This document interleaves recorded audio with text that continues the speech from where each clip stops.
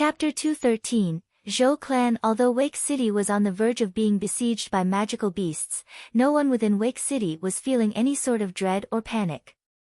The only difference was that the atmosphere in the city was a little heavy, but the citizens continued on with their business as usual.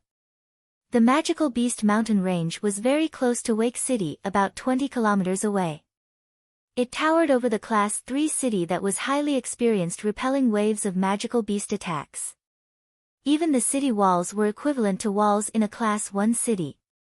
Every single time magical beasts attacked the city, this small Class 3 city would always stand straight and tall. So those who were born and raised in this city were all used to the besiegement of the magical beasts. Within Wake City, the city lord had announced the news as well as posted the mission within the mercenary union. Practically every single mercenary had congregated within Wake City in preparation for the magical beasts' attack. Nowadays, the streets within Wake City had more people than ever. If one were to look closely, one would notice most of the people walking the streets were mercenaries who were also making most of the racket. Out of the way I said. Out of the way. At this moment, a loud and frantic voice rang through the streets, causing everyone to turn their heads. They could only see a few middle-aged men barreling through the streets desperately. Each one of them wore different colored robes, but the insignia on their chests were identical. Whoever was unfortunate enough to block their way was unceremoniously pushed aside, causing them to earn the ire and curses of everyone. Some had grown violent, and the stronger men began to bring out their saint weapons as if looking to make them pay for their crime. Look at their badges, aren't they members of the Zhou mercenaries? They're really the Zhou mercenaries. Why are they in such a panicked state? It's almost as if they're being chased by someone. When a few of the people on the streets recognized the badges on the men, they were all surprised to see this strange event. Even the men that had been pushed out of the way by them suppressed their furious wrath and saint weapons the moment they heard that the group was from the Zhou mercenaries. The captain of the Zhou mercenaries, Zhou Yun, was a great saint master. This type of matter was not a small one within Wake City. After all, Wake City was a Class 3 city. A great saint master was considered to be the apex of experts within the city. Now that the Zhou mercenaries had a great saint master within their ranks, their identity had skyrocketed to become one of the strongest groups in the city. Now, not many people would dare to offend the Zhou mercenaries. These Zhou mercenaries members ran through the streets at a fast pace until they finally disappeared within the crowd. On the road, they attracted the flabbergasted eyes of the nearby bystanders. As soon as the Zhou mercenaries disappeared within the crowd, a white light suddenly shot through the crowd and chased after the Zhou mercenaries members from behind. What's happening? Could the Zhou mercenaries have run into trouble? That can't be. Right now the Zhou mercenaries have a great saint master and also have the close support of the Zhou clan. Who could possibly be looking for trouble with the Zhou mercenaries? From this, everyone on the streets began to think up random conjecture as they shared every possibility with each other. The Zhou mercenaries continued with their mad and desperate dash for another 10 kilometers, where they finally reached a grand-looking mansion with a large 4 meters tall and 6 meters wide gate. On top of the large gate, a wide board had the words, Zhou Clan, written in dazzling gold words. Just from this alone, those who looked at the sign could tell that the owner of this house had a considerable amount of financial power and was quite strong physically. Let us in, we are a part of the Zhou mercenaries with important business with the captain. A Zhou mercenary member called out frantically to the guard standing right next to the gate. When the guard saw the group of people rushing at him with such frantic looks on their faces, he knew that something was happening and didn't dare to obstruct them any longer, allowing them passage inside. Within the Zhou clan's residence in a grand hall, a single 70-year-old elder sat at the first position of a table with 10 other members nearby. The elder stared at a heavily armored figure nearby. The man was sturdy and was calm. Before the elder laughed, "Commander Duoli, you need not to worry about this.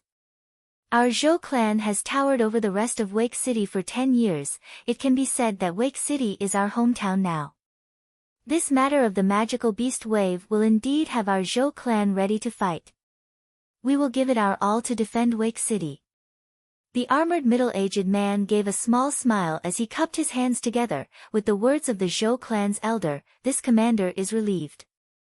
With the Zhou clan added to our forces, then our victory is assured, and since Sire Zhou Yun is now a great Saint Master, this is truly a celebration to be joyous about." The elder's face had a gratified smile on it after hearing those words, but he spoke modestly, "Commander Duo Li gives too much praise. Zhou Yun's cultivation talent is too outstanding. We've just spent many coins on monster cores which allowed him to cultivate and break through into the great Saint Master realm smoothly." The elder then looked at another man sitting far down the table. This man wore a blue-colored robe with his hair tied up in a whip-like fashion that hung over his shoulders. His eyes had a calm yet powerful look. This man was the leader of the Zhou mercenaries, Zhou Yun. Just as the elder finished talking, a loud frantic cry came bursting in from the hallways outside the room. "Captain, Captain! Something terrible has happened, truly a terrible matter."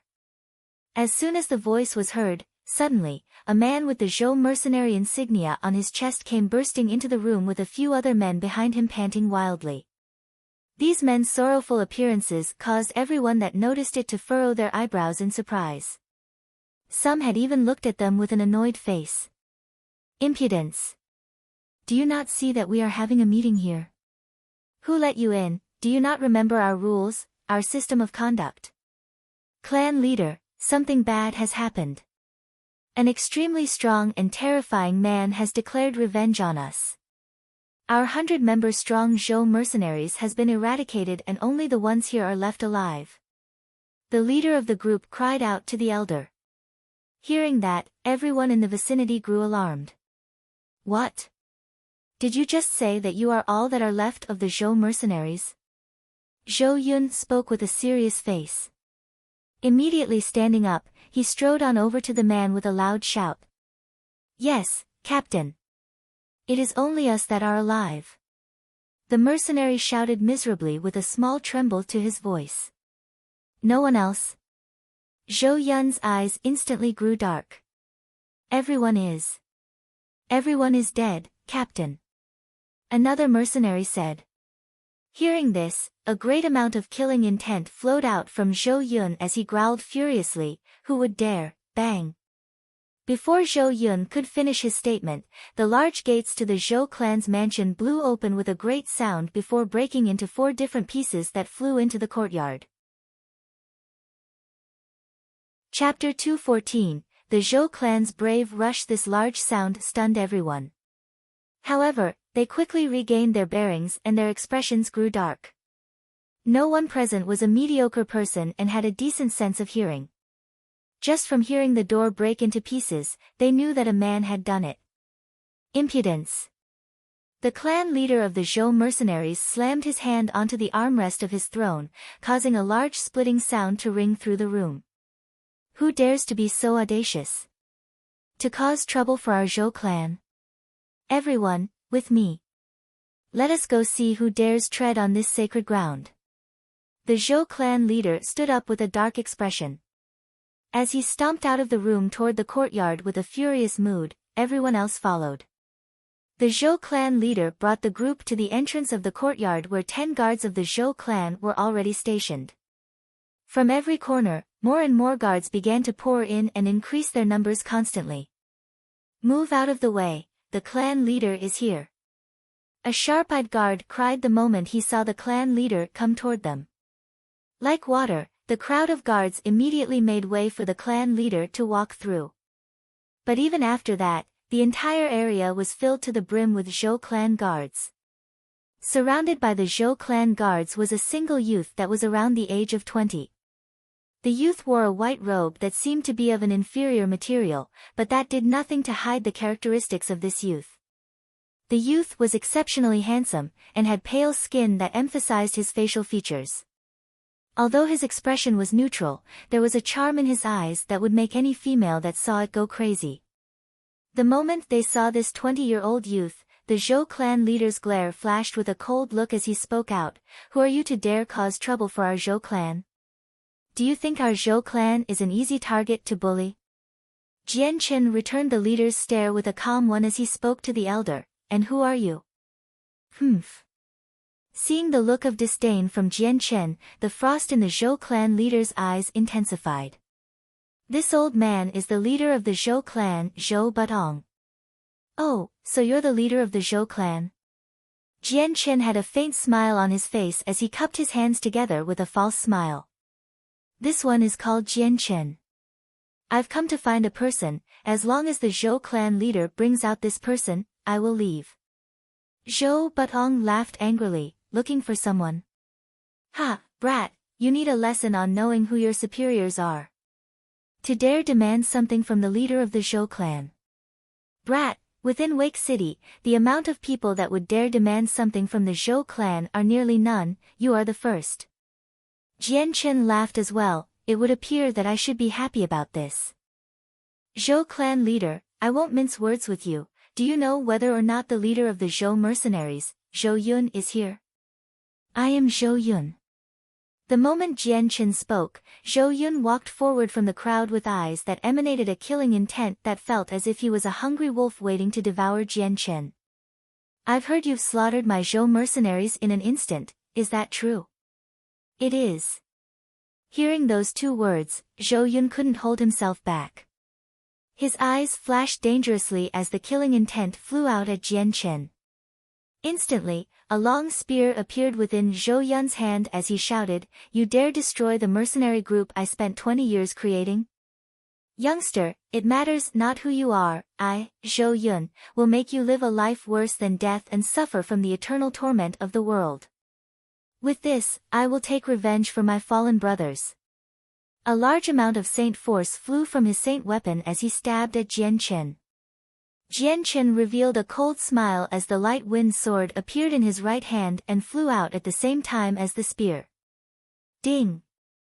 The light wind sword carried a large amount of sword chi as it struck against Zhou Yun's spear firmly. A large sound rang out into the air as the two saint weapons made contact with each other. In every possible direction a large shockwave spread out so dense that it could be seen by the naked eye. Along with the pulse of saint force, a large cloud of dust was kicked up and surrounded the area. At the same time, the weaker guards of the Zhou clan were forced back a few steps because of it. Sword met spear as Jian Chen and Zhou Yun were locked in a stalemate. Immediately in between the two a white-colored glow appeared as the light wind sword suddenly shot toward Zhou Yun's throat. This sword was unbelievably fast, so much so that before Zhou Yun could react, it was already less than a foot away from his throat. Zhou Yun's face suddenly grew startled, but because of his countless years of battle experience, he remained calm under pressure and instantly kicked backward. At the same time the long spear in his hand sprung back to him and went to block the sword. Ding! Just as Zhou Yun brought his spear in front of himself, the light wind sword slashed across the spear, transmitting a large amount of power through it. The power continued to transmit from the spear to Zhou Yun and forced him to stagger a few steps back. Although this wasn't a fatal attack, Zhou Yun's face was suddenly wet with perspiration as it went pale with shock. What a fast sword! It was so fast, I was almost too slow to dodge it. Even though Zhou Yun was a great saint master, it hadn't been a long time since he made that breakthrough. He was only a primary great saint master, and compared to Jian Chen, Zhou Yun's strength was comparable to a peak saint master at most. Then, as Zhou Yun was pondering to himself and tried to stabilize his backward momentum, a white light suddenly flew at him with an even faster speed than the first one. In a split second, the light wind sword had reached the throat of Zhou Yun. This moment, Zhou Yun could only look at the sword in shock due to how fast the sword was, instantly realizing that he had no time to react. Suddenly, just as Zhou Yun resigned himself to death, a large broadsword flew out to come across Zhou Yun's body. At the same time, Zhou Yun could feel two elderly but powerful arms grab him around the shoulders and pull him away from his death. Ding!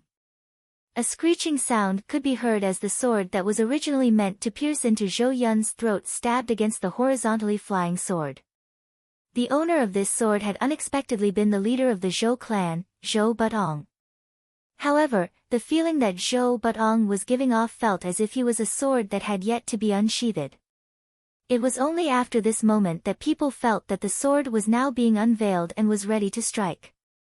Looking coldly at the newly arrived Zhou Batong, Jian Chen gave a small smile. Zhou clan leader, seeing you right now, it would appear that you wish to bring the Zhou clan into this. Chapter 215, Participation of the Zhou clan. At this moment, the Zhou clan leader Zhou Butong's face was exceptionally grim. Staring at Jian Chen with a gaze that had lost the original glare of disdain, he no longer thought Jian Chen was just a youth. Now, Zhou Batong thought him to be an opponent of an equal level and didn't dare to belittle him any longer. That was because of Jian Chen's first two strikes, allowing Zhou Batong to determine Jian Chen to be very strong. If he hadn't made a move, then his son Zhou Yun would have been killed. Furthermore, when he made a move to protect his son, he had moved at the fastest speed he could muster. Jian Chen's 3 sword strikes were something that he couldn't afford to underestimate, and the third strike had caused him to act out of necessity. Secretly, Zhou Batong had felt shock within his heart. Jian Chen couldn't have been any older than 20, but for such a young man he had such a disproportionate amount of strength. Due to his accumulated amount of experience over the years, he could guess that Jian Chen had no major person backing him up. Yet, he couldn't believe that a youth with no major power behind him would be able to have the strength of a great saint master. Zhou Batong stared evenly at Jian Chen.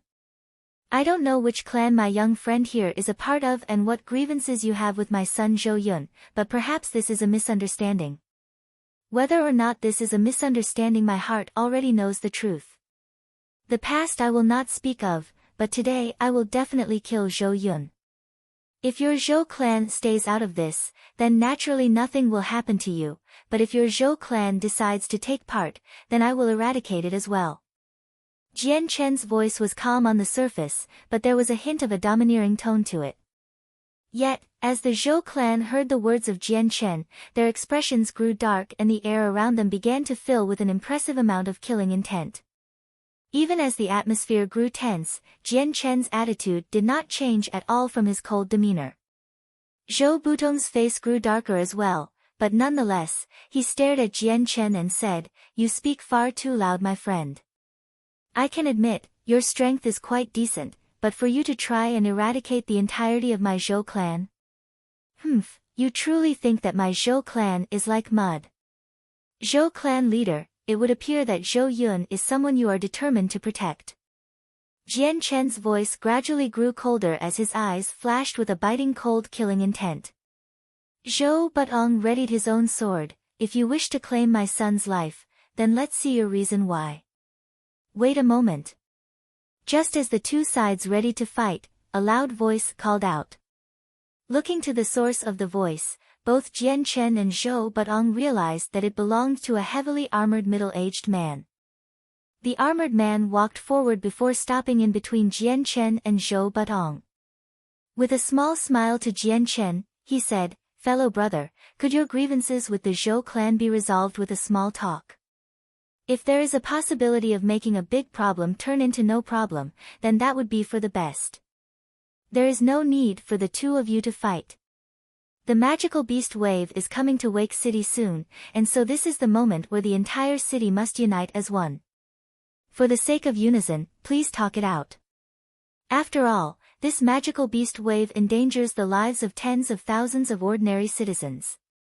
Fellow brother, please think about it for a moment." The man tried to soothe Jian Chen's fighting spirit. Jian Chen looked at the armored man with a calm gaze before asking him a simple question, "Who are you?" Despite the rude way Jian Chen had asked, the armored man was not angry. Instead, he gave a faint smile and said, "I am called Duo Li, I am the commander of Wake City's defensive soldiers and the one in charge of them." "So you are Commander Duo Li, Commander Duo Li, please step back, this is a matter between me and them and I do not wish to involve you." Jian Chen replied. Commander Duo Li let out a breath of air. "Brother, these are not peaceful times, could you not sit down and talk this out?" Jian Chen shook his head calmly. "There is nothing to talk about, Commander Duo Li, please step back. Commander Duoli, this isn't something you should get involved in. This ignorant youth wants to destroy my Zhou clan, then I will let him know the true power of my Zhou clan. Furthermore, the mercenary group my son has shed blood and tears for has been destroyed by this youth. Speak, do you truly think there is room for discussion still? Zhou Butong spoke as he looked at Jian Chen with the urge to kill. Arrogant child, let me test you for myself. Suddenly, Zhou Butong's figure flew toward Jian Chen with his sword bursting with saint force ready to split open Jian Chen as it flew down toward his head. Jian Chen's gaze frosted over as his light wind sword flew out to block the sword. Seeing that the situation had blown out of control, Commander Duoli narrowed his eyes and muttered to himself, Wake City is on the verge of being besieged by a magical beast wave, and although this youth is very young, his strength is at the great Saint Master level. With a strength like this, it is absolutely crucial that these two sides aren't harmed. If I want to resolve the grudge between these two, I need the city lord. With that, Commander Duoli didn't hesitate anymore and left the area headed toward the city lord's manor in a desperate rush. While he ran, Jian Chen was left within the Zhou clan's courtyard to fight against the entire Zhou clan. Zhou Butong was a great Saint Master who had reached the peak level 20 years ago. The distance left before reaching Earth Saint Master level was merely a step.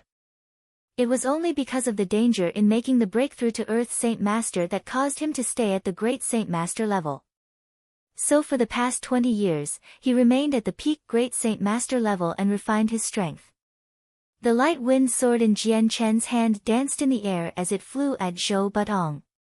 Its movements flowed into each other, stroke by stroke, causing Zhou Butong to be shocked by Jian Chen's impeccable sword technique. He had to completely devoted himself to his fighting and used the full extent of the power of a great Saint Master. Despite that, he was still having trouble defending against Jian Chen, who seemed to be on an equal level to him. However, while Jian Chen continued to stab at Zhou Butong's sword, he had also begun to take away the lives of the Zhou clan guards one by one. Chapter 216, Great War of the Zhou clan. The fight continued for some time as the guards from the Zhou clan gained 20 casualties. Despite that, Zhou Butong's face did not change. These guards were men that he had hired with money and had no true affiliation with the Zhou clan. So as those guards died, Zhou Butong didn't care at all and continued on. Everyone forward, whoever can injure him, I will reward them with 1,000 purple coins. If you can capture him, then I will offer 10,000 purple coins. Zhou Butong ordered. When there was a hefty reward, there would be brave people. Upon hearing the rich treasure, all the guards' eyes heated up with greed as they charged with no regard for their lives toward Jian Chen. Their saint weapons flew at him one by one in hopes of injuring him instead of capturing him. Jian Chen stared at the incoming saint weapons with a cold glare before his light wind sword exploded into action. With his sword flying about everywhere, in an instant, the light wind sword slammed against each saint weapon far too fast for anyone to see. Ding! Ding! Ding! Ding! Following the dense concentration of saint weapons smashing against each other, a good amount of the saint weapons suddenly broke in half. The moment the guards whose saint weapons broke, had their faces instantly turn pale as they spat out a mouthful of blood and immediately fell to the ground, signifying the death of at least 3 guards. The saint weapons shared a symbiotic relationship with their owners. The moment a saint weapon was injured, their owners would be injured as well. When the saint weapons broke under a serious situation, in the best-case scenario, the person would be unable to cultivate and be left as a cripple. In the worst case, they would die. Those who had their saint weapons snapped in half meant that their saint weapons were completely destroyed. Those who didn't die, would wake up and begin their life anew as cripples. However, the allure of the heavy reward offered by Zhou Butong had poisoned the minds of the guards. Even after seeing their comrades fall, they were not frightened in the least. Instead, their ferocity had intensified now that they had less people that could possibly snatch away their prize. After all, it was 1,000 purple coins. For these normal saints and great saints, this was enough for them to live in peace and luxury for their entire lifetime. 1,000 purple coins was something they would never actually be able to earn in their lifetime. The white-robed Jian Chen continued to fly through the group of guards with his light wind sword continuing to flash with each swing. The Zhou clan guards fell to the ground one by one. In the beginning, there had been 100 guards, but after this short amount of time, only half of them remained. The Zhou clan leader Zhou Butong had already retreated away from the fight with a serious face as he observed the one-sided killing which Jian Chen gladly participated in. Clan leader, this man is unbelievably strong and his sword is too fast. It's hard for even us to follow, so these guards simply have no chance to dodge it. If things go on like this, then I'm afraid these guards will soon be completely wiped out. A middle-aged man cried out from behind Zhou Butong. Zhou Butong's eyes flashed with a cold glint as he said, with him using his sword so fast, his saint force will be used up quickly. Since just earlier he destroyed the Zhou mercenaries, there is no way for his saint force to have recovered that fast. Let him first use up his saint force on these guards. I don't believe that his saint force will still have such an endless supply after this. Zhou Lianyan, hurry up and bring the King Tiger squad here. This time the enemy cannot be underestimated. I cannot say for certain, but the life or death of our Zhou clan is on the line. We must act accordingly with all our strength. Yes, clan leader. After being commanded, he immediately dashed to the back of the Zhou clan courtyards. After the brutal massacre of the Zhou clan guards, there was only 10 guards remaining and another 100 or so lying on the ground with their blood pouring out all over the place, staining the marble floors red. Jian Chen's body flickered as he reappeared behind the 10 guards. With the hazy glow of the light wind sword, he slashed through their necks and cleanly destroyed their ability to breathe and live. At this moment, every single guard from the Zhou clan had been completely wiped out. All that remained within the courtyard was Zhou Butong and a dozen members of the clan. Just after Jian Chen had slashed through the throats of the 10 now dead guards, an ear-whistling sound could be heard as a strong gale of wind flew at him from behind. Before the biting cold gale of wind could press against Jian Chen's shoulder, his face grew unnaturally serious before quickly turning around and bringing the light wind sword up to protect himself. Kang! A large sword suddenly fell against Jian Chen's sword, transmitting a large amount of power from sword to sword which pushed Jian Chen back a few steps. Following his backward momentum, Jian Chen's feet allowed himself to fly backward as if to get rid of the excess force driving him back. Ha! A thunderous shout exploded outward as Zhou Butong didn't let Jian Chen have a single second to breathe before sending another sword strike at him. After that, the dozen members from the Zhou clan began to pull out their saint weapons before charging at him as well. Among the group was the relieved and recently fresh Great Saint Master Zhou Yun, the captain of the Zhou mercenaries. Jian Chen didn't bother to hesitate and brought down his light wind sword onto the sword of Zhou Butong with an extremely large amount of sword chi. As the two saint weapons collided in midair, another strong ripple of saint force erupted from the epicenter and flew out in every direction, washing over the grass and the other Zhou clan members. A strike after, the strong amount of saint force had forced Jian Chen to retreat another 6 steps while Zhou Butong flew back 3 steps. Before waiting for Jian Chen to stabilize himself, the dozen Zhou clan members rushed at him with powerful saint force erupting from their saint weapons ready to slash at Jian Chen. Zhou Yun himself dashed behind Jian Chen and with his long spear acting almost as if it was a serpent, striking toward him. Chapter 217, Destruction of the Zhou clan. Jian Chen's foot stomped across the ground and flew off to his side 2 meters with an ungodly speed, dodging the blows of the men waiting for him. These dozen men were fast in their own right. After missing, their hands didn't stop and immediately chased after Jian Chen. Zhou Yun's spear brought about a large amount of saint force that turned it into a white spear of lightning that flew toward Jian Chen's heart. It was a blow that Zhou Yun had put all his strength into. Humph! Jian Chen's mouth curled into a disdainful sneer. Although these dozen men looked to be incomparably ferocious, they were nothing more to Jian Chen than a small amount of pressure that wouldn't even amount to making Jian Chen take them seriously. His hand shook abruptly as the light wind sword stabbed forward with a large amount of sword chi sharpening the sword. In a split second, the light wind sword had lashed out 10 times and bashed against the saint weapons that were coming at him still. Despite the light wind sword looking like a stick in comparison to the dozen saint weapons, the tiny sword that belonged to Jian Chen contained an extraordinarily strong amount of power that the Zhou clan members could not compare to. As soon as the weapons made contact with each other, the Zhou clan members' saint weapons were forced away.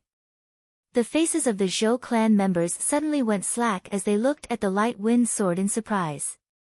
They hadn't thought that such a small sword would be able to contain so much power. The very moment both sides made contact, their saint weapons had actually transmitted enough force from the blow to paralyze their arms momentarily. Even as the men were in their shocked states, a white glow surrounded the light wind sword as it flew at an unbelievably fast speed before streaking across the necks of the Zhou clan members before they could even react. The dozen Zhou clan members immediately went rigid as their necks suddenly sprayed blood from their wounds. The amount of blood that poured out of their necks had then become a fountain that took away the very life that sustained their bodies. Among the group, aside from the great Saint Master Zhou Yun who had narrowly escaped death, the other dozen members had their throats slashed apart by Jian Chen's light wind sword. A single strike had killed a dozen men. Jian Chen didn't cease his actions there. With another flicker of his body, he immediately leaped at Zhou Yun to strike. Seeing Jian Chen come rushing at him, Zhou Yun immediately went pale with fright. After exchanging blows with Jian Chen once, he already understood that he wasn't an opponent that could fight Jian Chen and would be unable to survive against him for long. Zhou Yun simply wasn't a match for Jian Chen alone, and so he immediately exploded backward in an attempt to retreat. "Brat, Zhou Butong will definitely make sure you won't leave here alive." Another shout exploded toward Jian Chen as the wrathful Zhou Butong immediately flew in from the side in order to protect the escaping Zhou Yun. Right now, Zhou Butong's eyes were crimson with anger. The previous dozen Zhou clan members who had died were important members of the Zhou clan and served as the backbone of it. To the Zhou clan, they were what supported the clan, and each one had the strength of a saint master at the least. Each one of them had a mind full of business and practically controlled the Zhou clan in its financial affairs. Now that the pillars of the Zhou clan had been killed, this was a disastrous loss for the Zhou clan. Jian Chen snorted. "Your Zhou clan had the chance to not get involved, but you insisted so much on being a part of this. The Zhou clan are all but gone now. If you wish to kill me, you simply have no chance now." With that, Jian Chen didn't wait a second longer and immediately brought down the light wind sword to strike at Zhou Butong. At that moment, a group of heavily armored men suddenly burst into the Zhou clan courtyards. This group of people had only 20 people around. Each member seemed to be disciplined as if they were born to serve the military. Even as they rushed toward Jian Chen, each step they made had been unanimous. "Clan leader, the King Tiger squad has arrived." A middle-aged man cried out to Zhou Butong from the back of the group. Hearing that, Zhou Butong's eyes shook as he fiercely stabbed at Jian Chen once more with his great sword before looking at the group of 20, "King Tiger squad, hear me. I want you to kill this brat immediately." The King Tiger squad was the result of 30 years' worth of training and expenses from the Zhou clan.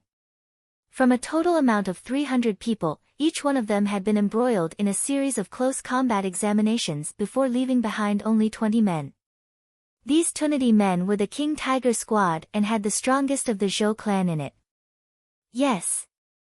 The 20 members of the King Tiger squad instantly cried out an answer and charged straight at Jian Chen with their saint weapons at a blinding speed. Sensing the strong amount of chi radiating from the King Tiger squad, Jian Chen felt a little bit of shock in his heart. Each and every single one of these 20 members were at the very least as strong as a saint master. This must be the Zhou clan's trump card. Jian Chen thought to himself. Just as he thought about that, the King Tiger squad had already reached 100 meters within range of Jian Chen with their saint weapons outstretched. At the same time, Zhou Butong and Zhou Yun both flew at Jian Chen to strike simultaneously. Jian Chen moved back a few steps in order to avoid Zhou Butong and Zhou Yun's strike. The light wind sword disappeared in a silver blur as it slid by the saint weapons of the King Tiger squad and flew at the throats of a few of their members. Following the traces of the light wind sword, it flew toward the King Tiger squad in a silver blur and slid across their throats, taking away their lives. In a flash, the 20 men from the King Tiger squad had been completely wiped out by Jian Chen. Seeing how quickly the King Tiger squad was killed, Zhou Butong began to tremble furiously as his wrath grew to unprecedented levels. The King Tiger squad was an especially precious treasure to him and were the elite task force that he had poured countless hours of training into. As Zhou Butong continued to think about this newest development, the sound of Jian Chen's light wind sword emitted a bright glow of light that screeched at him as it stabbed toward his throat. Zhou Butong immediately lifted his sword to block the thrust of the light wind sword, but as the two made contact, the force from the light wind sword caused him to move a few steps back. Jian Chen didn't give Zhou Butong any time to relax and immediately drew closer to him. His sword moved inexplicably fast as it lashed out once more. After that, the third and fourth strike had struck out simultaneously with a speed that rivaled the first two strikes. The fifth strike. The light wind sword disappeared within a blur of light as the phantom traces of the blade overlapped with its real body. This one strike was unbelievably fast, giving Zhou Butong no time to react. PCH. Zhou Butong's eyes could only widen as the light wind sword surpassed what he could react against and pierced through his throat. Chapter 218. The city lord Zhou Butong looked at the bloody light wind sword that had been stabbed through his throat with a look of utter disbelief. He didn't possibly think that a 20-year-old youth would be able to kill him so easily. Right now, Zhou Butong couldn't believe how strong he was. He thought he was in a dream. The events that had occurred in this hour had developed far too fast for him to take in. Just earlier, he had been the leader of the high and mighty Zhou clan discussing the matters of a magical beast wave with the Wake City Defensive Guard commander. But now, not even half an hour after that, his Zhou clan had been completely destroyed. Zhou Butong heaved a heavy sigh in unwillingness before closing his eyes and allowing his elderly body to hit the ground slowly. Jian Chen stared at Zhou Butong's fall to the ground coldly without any emotion. Thanks to the memories of his previous incarnation, his determination had been rather resolute. Even if he were to massacre many people, he wouldn't be affected too much.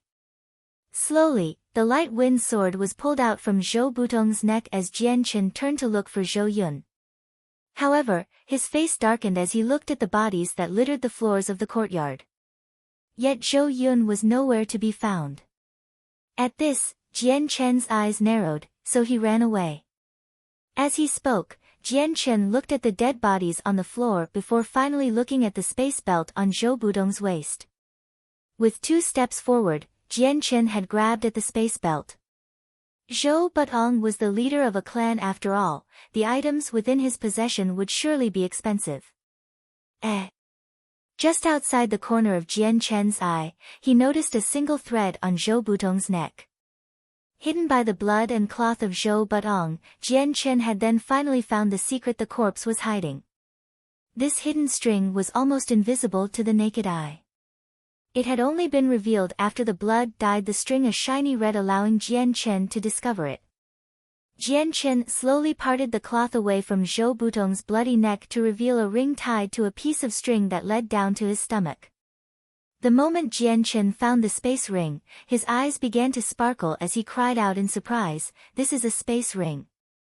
There was a large amount of happiness in his voice. This space ring had been personally hidden and worn by Zhou Butong. With such a secret, there would definitely be a hidden treasure within this. Pulling at the hidden space ring away from Zhou Butong's neck, Jian Chen was exceptionally happy.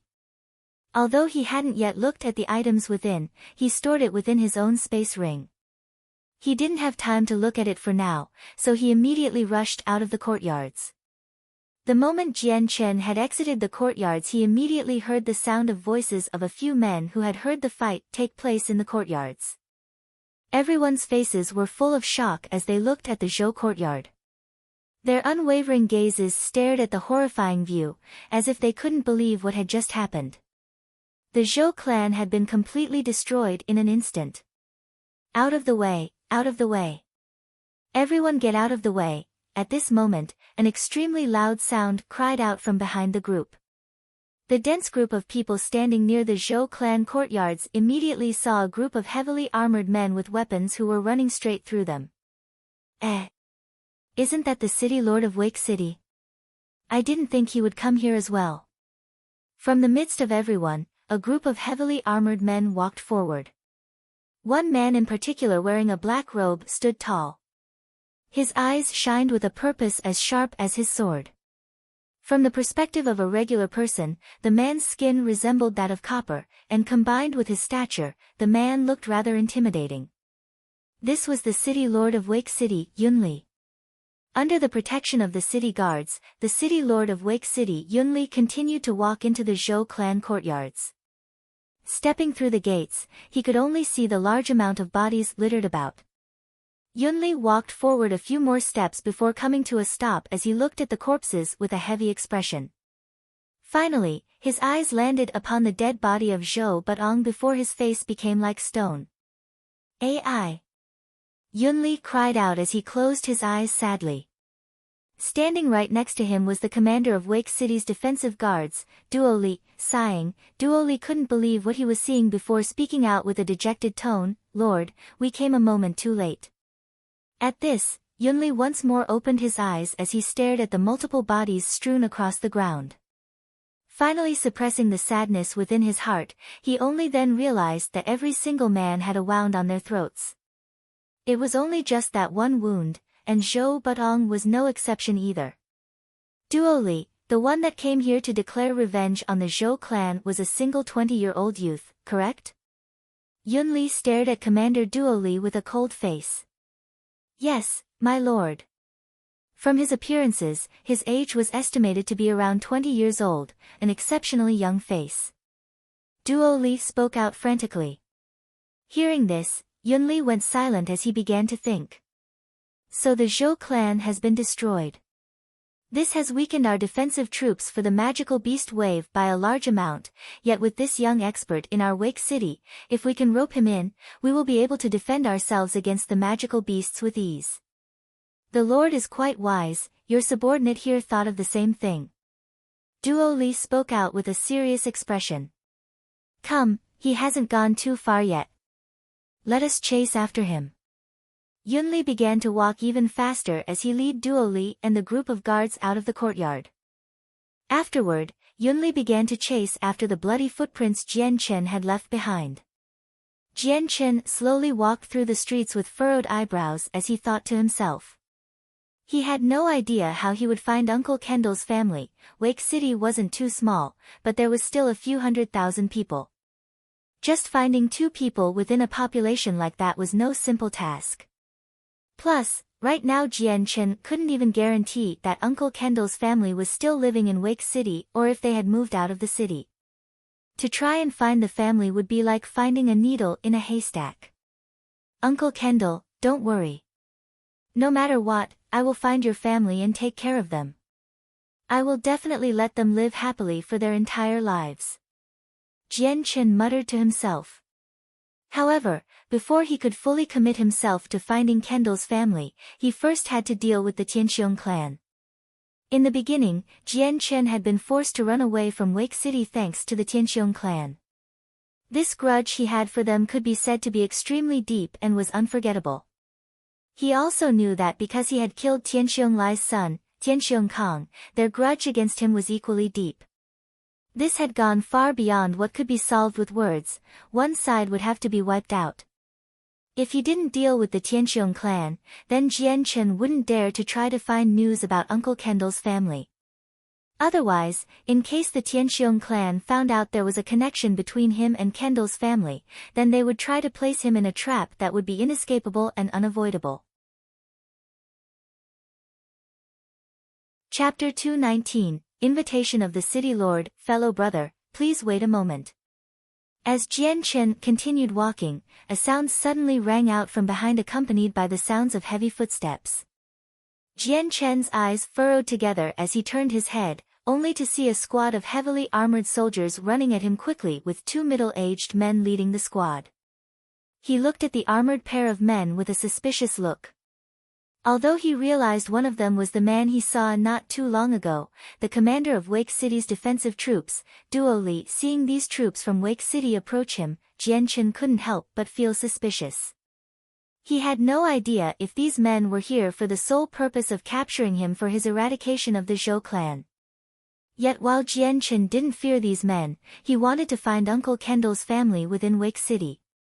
It was for this reason that he wasn't yet willing to fight with the local ruler of Wake City. Fellow brother, please wait. Seeing Jian Chen slow down, Duo Li called out to him once more as he urged his group to go faster. Jian Chen looked at Duo Li and his group of men next to him before asking Duo Li, Commander Duo Li, is there a problem? Commander Duo Li revealed a cordial smile as he gave a salute to Jian Chen. Fellow brother, this is the Lord of Wake City. He pointed to the middle-aged man next to him. The leader of Wake City. Jian Chen was a bit startled. Immediately looking at the Lord, he cupped his hands together, so you are the Lord of Wake City. This one is Jian Chen, excuse this one for his lack of knowledge. When the city lord had first heard that Jian Chen was a 20-year-old that had reached the Great Saint Master level, he originally thought that Jian Chen was from a clan with a strong background. At this moment, he saw neither the rich robes or the air of arrogance, making his impression of Jian Chen neither good nor bad. The Lord of Wake City cupped his hands together, so you are called Jian Chen, this one is called Yunli, brother Jian Chen, if it's not too much to ask, just call me elder brother Yunli instead of Lord if that can be avoided. Seeing Jian Chen's calm face, Yunli could ascertain that whether it was his expression or the strange attitude of Jian Chen, he was no ordinary person. Despite the fact that Jian Chen was wearing mediocre quality clothing, the city lord didn't look down on Jian Chen at all, instead, he had actually admired him for a moment. Hearing the words of Yunli, Jian Chen understood that he was trying to make friends with him. However, he still didn't dare to lower his guard, since with Yunli's strength, he couldn't afford to treat him as nothing. What might Lord Yunli want to do with this one? Jian Chen spoke with a smile and a calm tone. Laughing, Yunli said, Brother Jian Chen, talking on this street is rather inconvenient, would you mind coming with me back to my mansion? Upon hearing those words, Jian Chen's heart beat wildly as he suddenly thought about his problem with Uncle Kendall's family. Without any hesitation he complied with the Lord. The mansion of the city lord was located within the heart of Wake City and was the most magnificent of buildings in the city. It was built over several square kilometers and was also the largest building. Even the mercenary union couldn't compare in size to the mansion. Around the building, many squads of men constantly patrolled around it day and night without any corner unsearched, making this building a heavily guarded area. Within the mansion's main hall, the city lord Yunli had even given up his usual seat at the throne to instead lower himself to the status of Jian Chen and sat on the same level as Jian Chen. As they waited, a few female waitresses began to serve them by occasionally serving them a cup of tea. The two began to chat with each other for a while before finally getting down to the main problem. Brother Jian Chen, I'm sure you realize that our Wake City is about to face off against a wave of magical beasts. This is a test of life or death for our Wake City.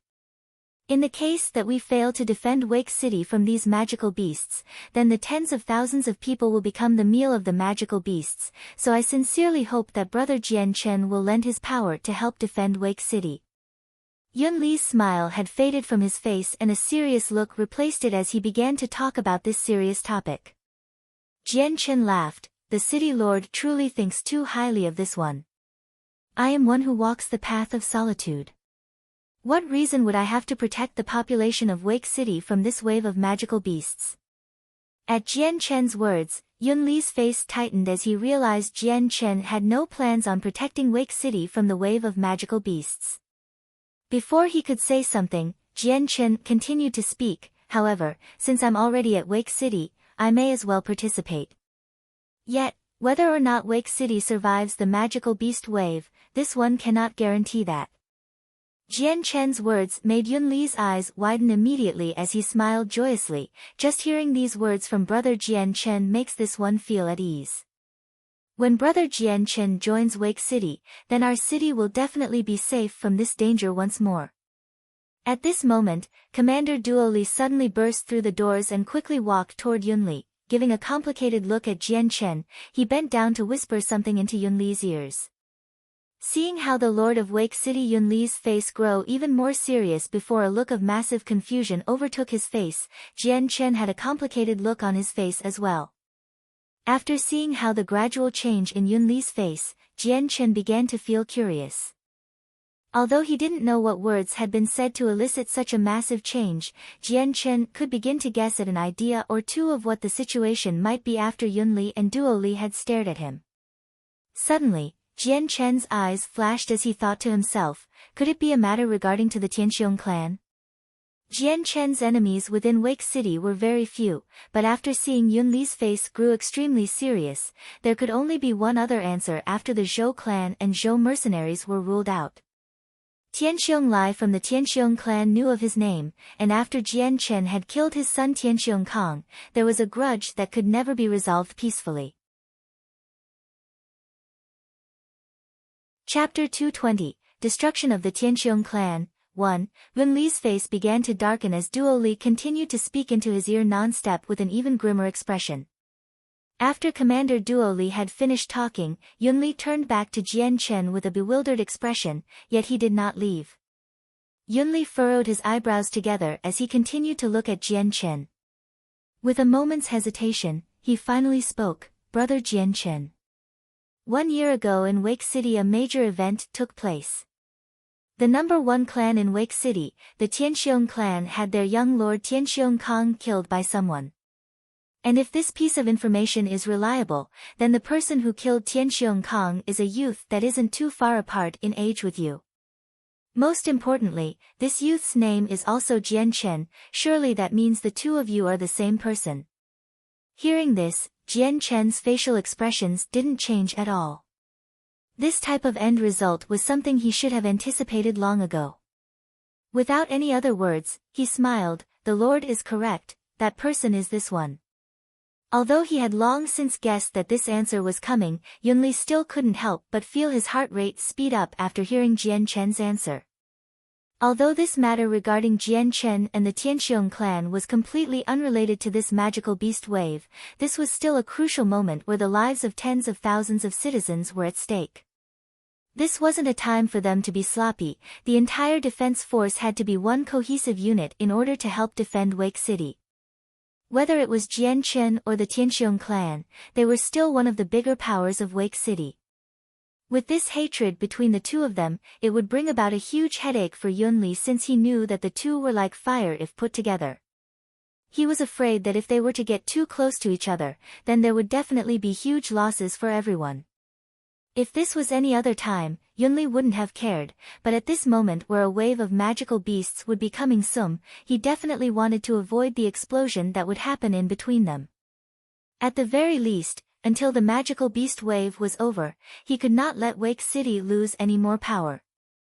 Yunli looked at Jian Chen seriously, "Brother Jian Chen. Even I have heard about the grudge between you and the Tianxiong clan, and while I myself would like to stay out of it, Wake City is in a moment of crisis at the moment. We need to protect this city, so I would hope that you and the Tianxiong clan can put aside your differences temporarily until the wave is over." Would Brother Jian Chen agree to this? Yunli spoke courteously. Since he had placed Jian Chen in a high position now, he wouldn't dare try to belittle him whether or not he had the support of a clan. Jian Chen shook his head as his eyes narrowed, "Lord Yunli, I'm afraid my answer will disappoint you." Hearing this, Yunli's face dropped slightly. His heart knew that answer was coming, yet he still wasn't willing to let the question drop. With a heavy heart, he asked once more, "Brother Jian Chen, please pay attention to the current situation. Furthermore, the Tianxiong clan is even stronger than the Zhou clan. Despite the calamity they faced a year ago and losing the #1 clan title in Wake City, they remained strong-willed. No matter how much they lost, the Tianqiong clan still is one of the strongest clans and are not to be belittled. Jian Chen's heart shook for a moment after listening to Yunli, Lord Yunli. Aside from Tianqiong Lai, what other experts does the Tianqiong clan have? Yunli hesitated for a moment before saying, aside from Tianqiong Lai, there is another middle great Saint Master expert who is the younger brother of Tianqiong Lai. His name is Tianqiong Daoyun. Other than that, Tianqiong Lai has a few connections with some of the captains of the stronger mercenary groups. If they were to unite, then their power would be extraordinarily terrifying. After finding out this piece of information, Jian Chen's face still didn't make a change in expression.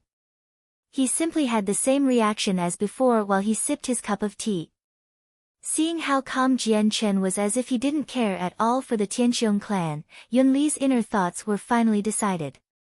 He was afraid that Jian Chen had an extremely strong background supporting him, but that couldn't be said for sure. He wasn't even sure if a high-leveled expert was protecting him either. Yunli was a meticulous person. The moment he saw that Jian Chen didn't have any plans of letting the Tianqiong clan go, he didn't plan on trying to convince Jian Chen anymore. To him now, Jian Chen was worth far more than the Tianqiong clan was. Even if Jian Chen had no background to support him, for a youth like him to be able to kill a great Saint Master, this was a talent that transcended the heavens. With some time, his achievements throughout the Tian Yuan continent would be known to all. After Jian Chen left the mansion, the sky had already turned dark.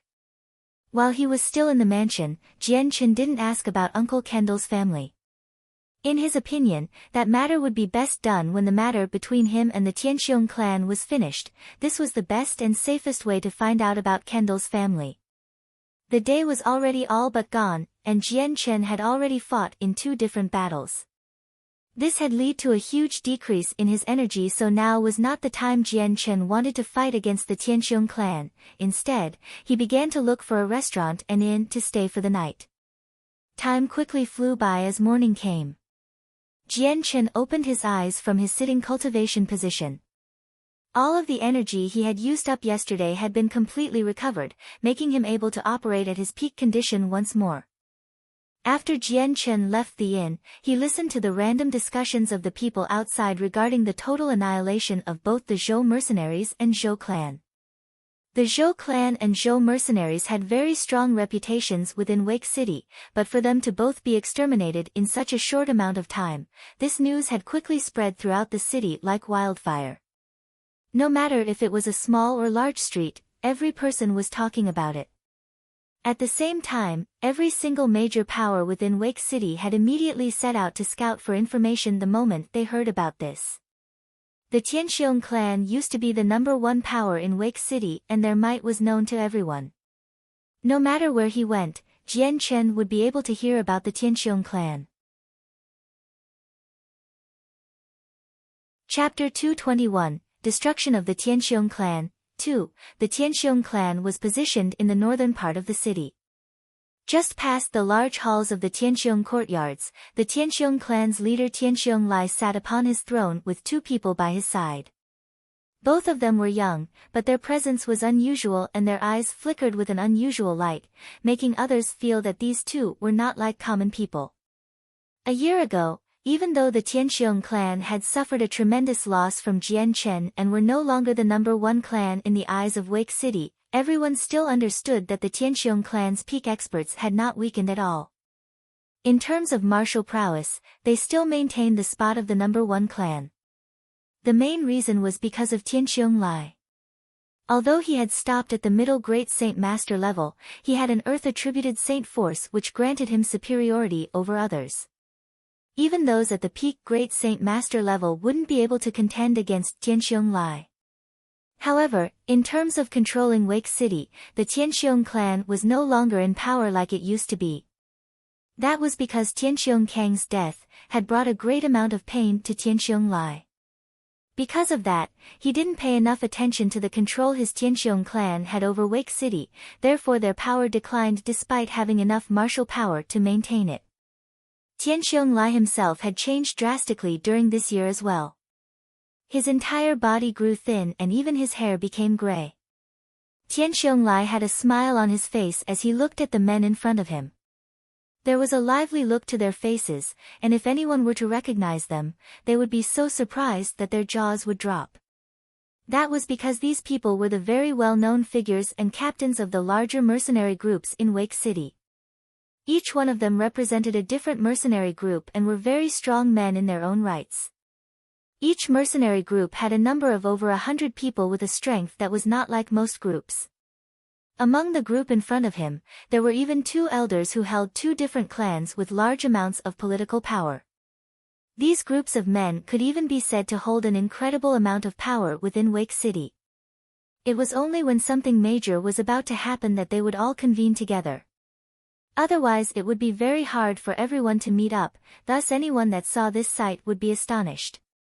Fellow brothers, I've invited everyone here today for their assistance in helping me kill a person.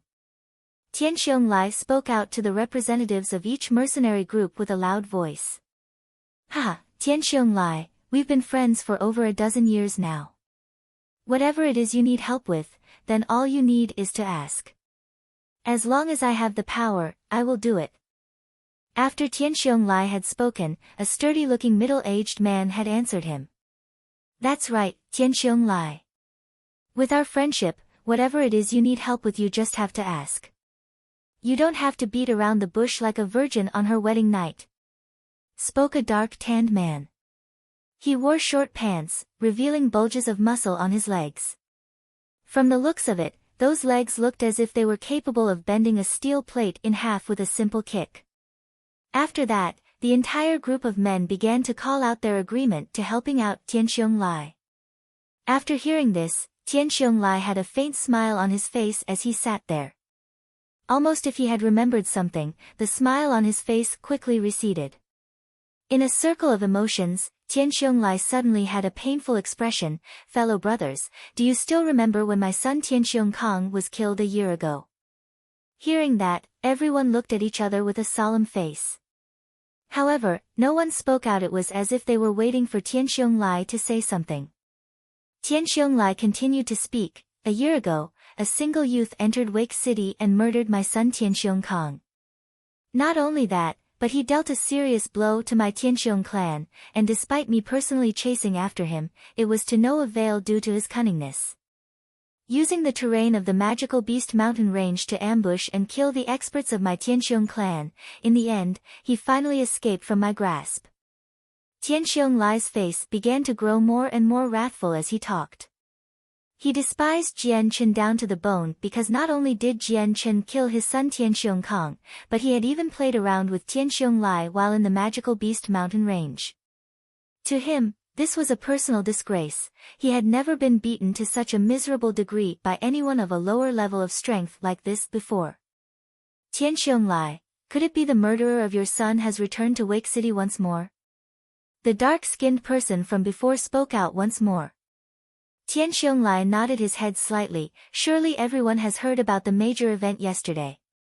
Not only was the Zhou mercenaries eradicated, but the Zhou clan itself was destroyed in a single day.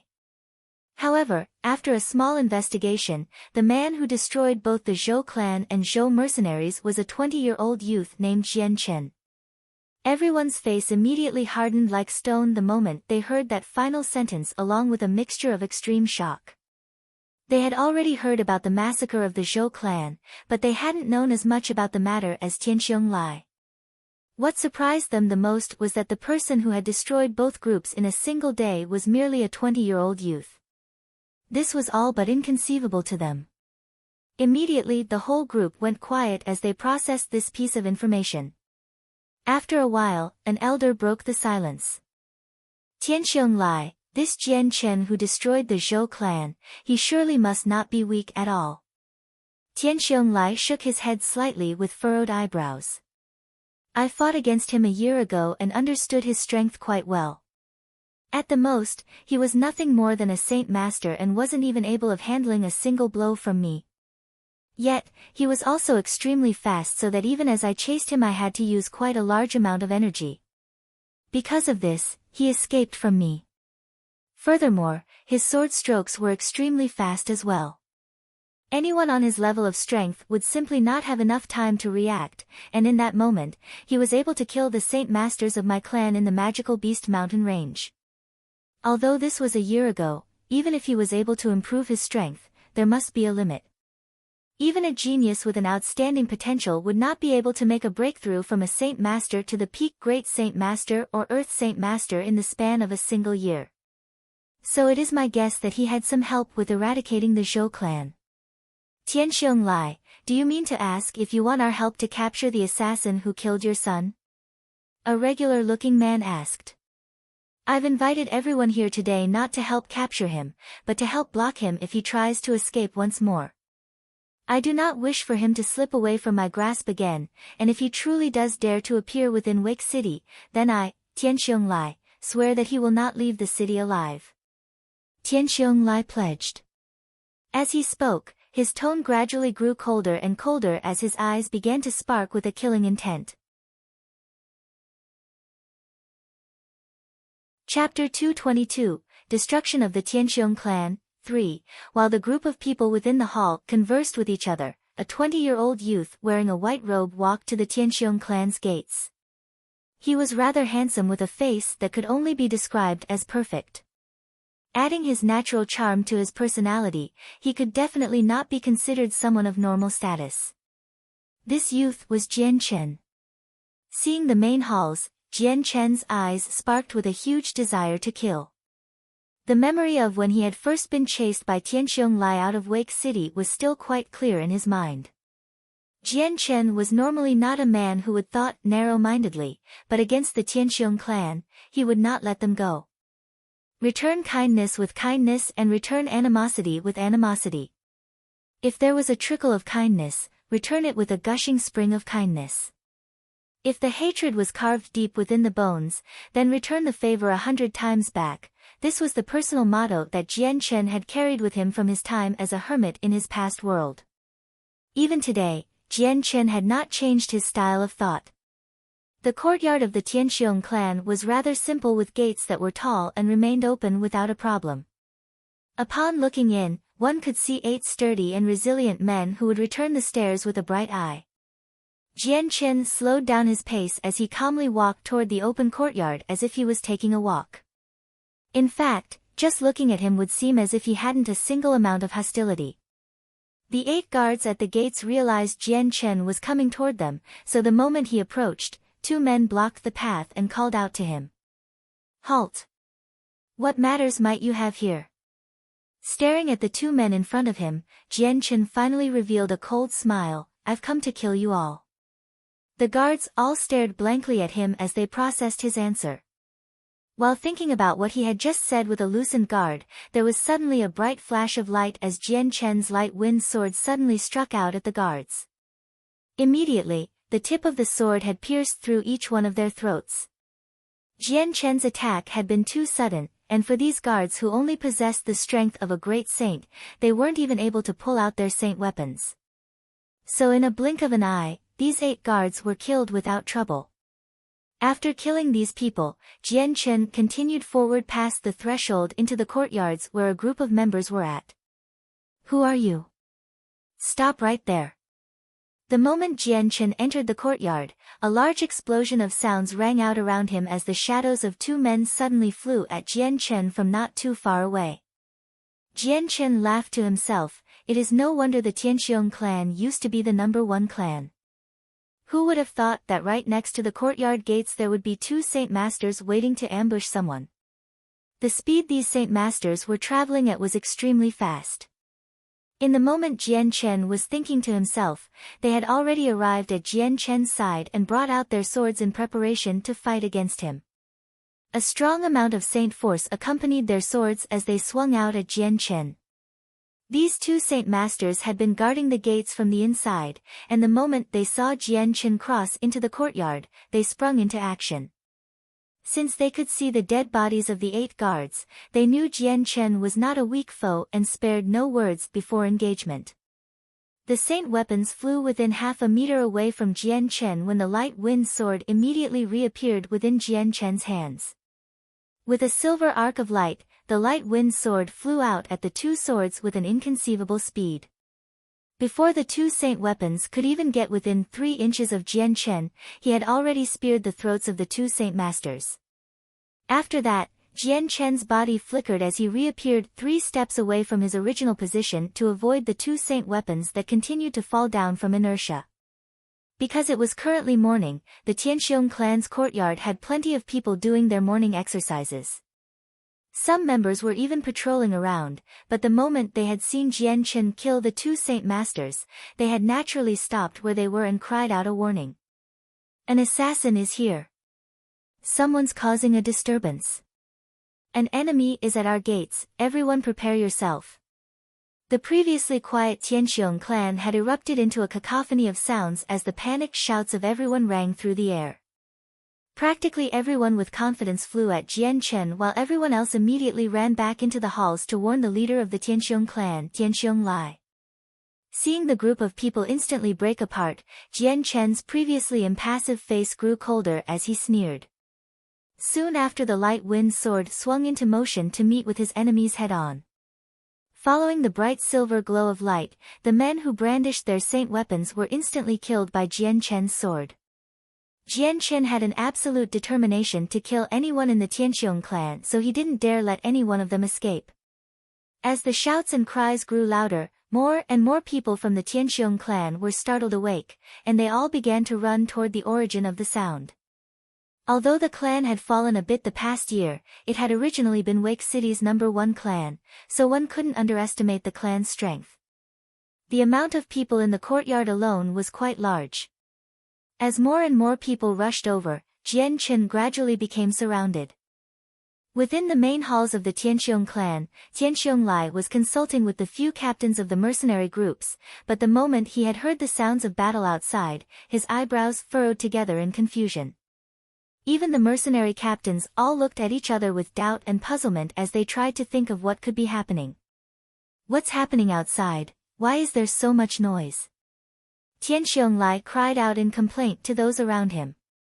Clan leader, there is a man who's causing trouble with our Tianxiong clan. Without warning, he has already killed 10 of our guards.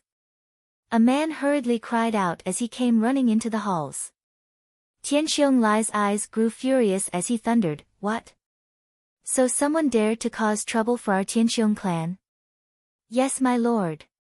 That man is extremely strong, and even the two Saint Master guards were killed by him." The man replied. "Humph." Tianxiong Lai's eyes radiated a hateful aura as he spat out, "He truly is too impatient for death to cause such a commotion within our Tianxiong clan. Let me see what kind of person he truly is." Chapter 223, Destruction of the Tianxiong clan. 4. As the cries of battle and death rang out in the courtyard, practically over 100 people had already gathered there and blockaded the area so tight that even water wouldn't be able to get through. The white-robed Jian Chen clenched his light wind sword as he continued to weave through the group of people. With each movement he made, he killed yet another member of the Tianxiong clan. The silver light of his sword never ceased to stop flashing as each sword stroke he made slammed straight through the throat of each person and claimed their life. His movements were like water, and even after being surrounded by a group of 100 people, his face remained as calm as ever. "Halt!" Suddenly, a loud shout cried out, causing the group of guards to immediately fall back with their eyes still staring at Jian Chen vigilantly. Tianxiong Lai flew toward the courtyard with a group of men right behind him. These men were the same ones who had just been talking with him in the main hall. Each one of them represented a different faction of the variety of power within Wake City. Tianxiong Lai entered the ring of people within the courtyard with a serious expression.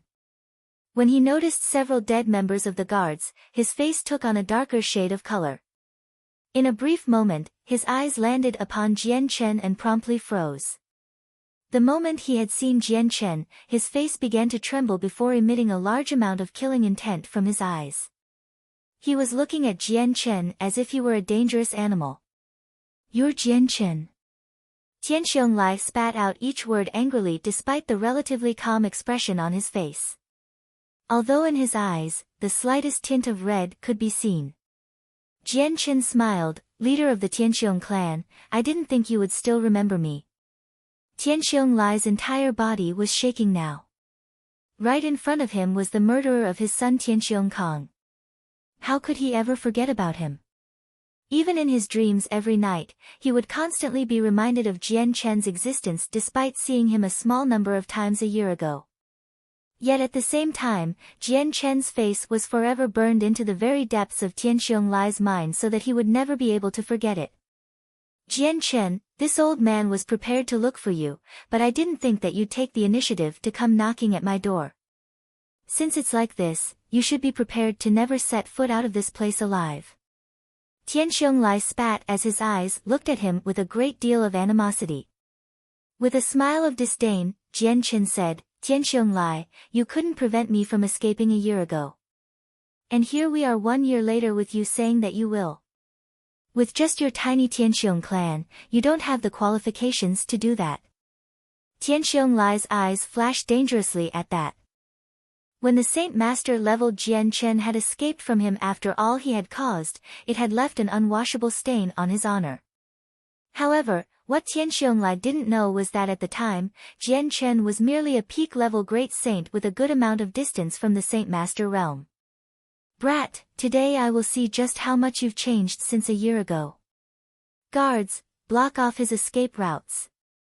A yellow glow began to flow down Tianxiong Lai's arm as he quickly grasped the newly formed battle axe and flew quickly toward Jian Chen to fight. Ha! With a single roar, Tianxiong Lai raised his battle axe into the air and with a deafening shout, he swung it down toward Jian Chen. A cold sneer appeared on Jian Chen's face. 1 year ago, this thunderous strike of Tianxiong Lai would have forced Jian Chen to dodge instead of block, but now the situation was different. A faint glow began to appear around Jian Chen's sword as he lifted it up to block against Tianxiong Lai's weapon without any fear. Seeing how Jian Chen wasn't trying to evade his strike, Tianxiong Lai's eyes flashed strangely. He thought Jian Chen was stupid to not try to dodge.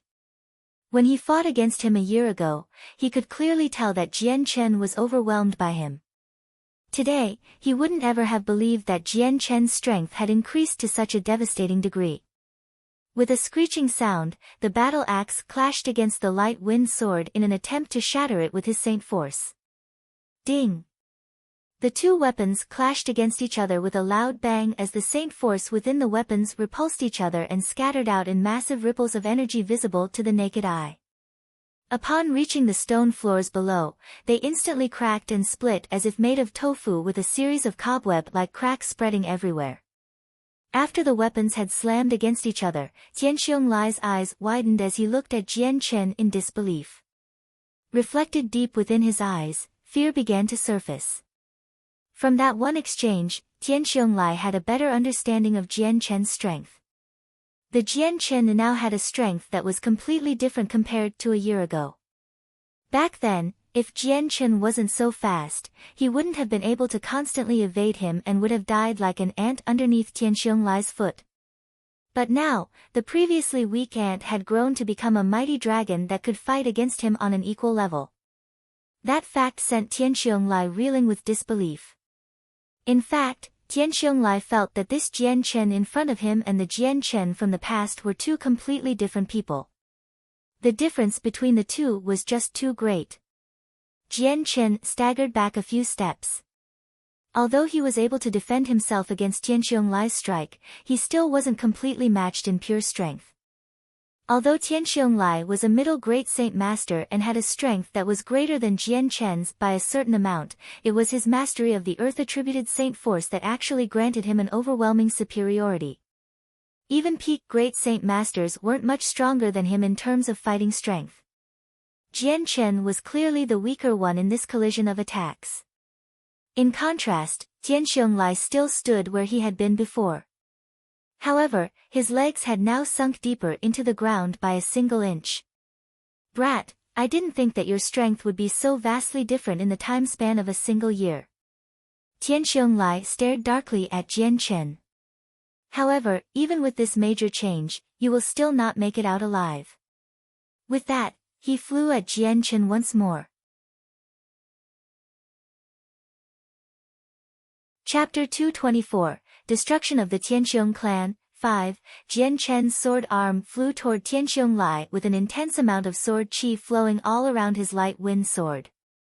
Against the strong amount of sword qi, Tianqiong Lai didn't bother to evade. Instead, he used his earth attribute-infused battle axe to defend himself. As Jian Chen slashed downward with his sword qi-infused sword, Tianqiong Lai's body suddenly shook as his sword received the impact. After that, Jian Chen's body flickered away from view and then reappeared behind him. "You are seeking death." Seeing Jian Chen rush at him from behind, Tianqiong Lai's eyes flashed dangerously once more as his battle axe exploded with saint force and he swung it. This time, Jian Chen didn't bother to counter it and instead decided to dodge the battle axe. At the same time, his light wind sword became a streak of silver light as it flew toward Tianqiong Lai's throat. His sword was faster than Tianqiong Lai's axe by a large margin. By the time Tianqiong Lai could even react, the light wind sword was already closing in on his throat. Although his last exchange with Tianqiong Lai had determined him to be at a disadvantage, but strength wasn't his strongest point. In truth, Jian Chen relied on a speed so fast that his opponent would not be able to react in time. "What a fast sword!" Tianqiong Lai spoke out with some surprise. However, he was a veteran of hundreds of battles. Quickly a large amount of Earth Saint force overflowed and encased his body.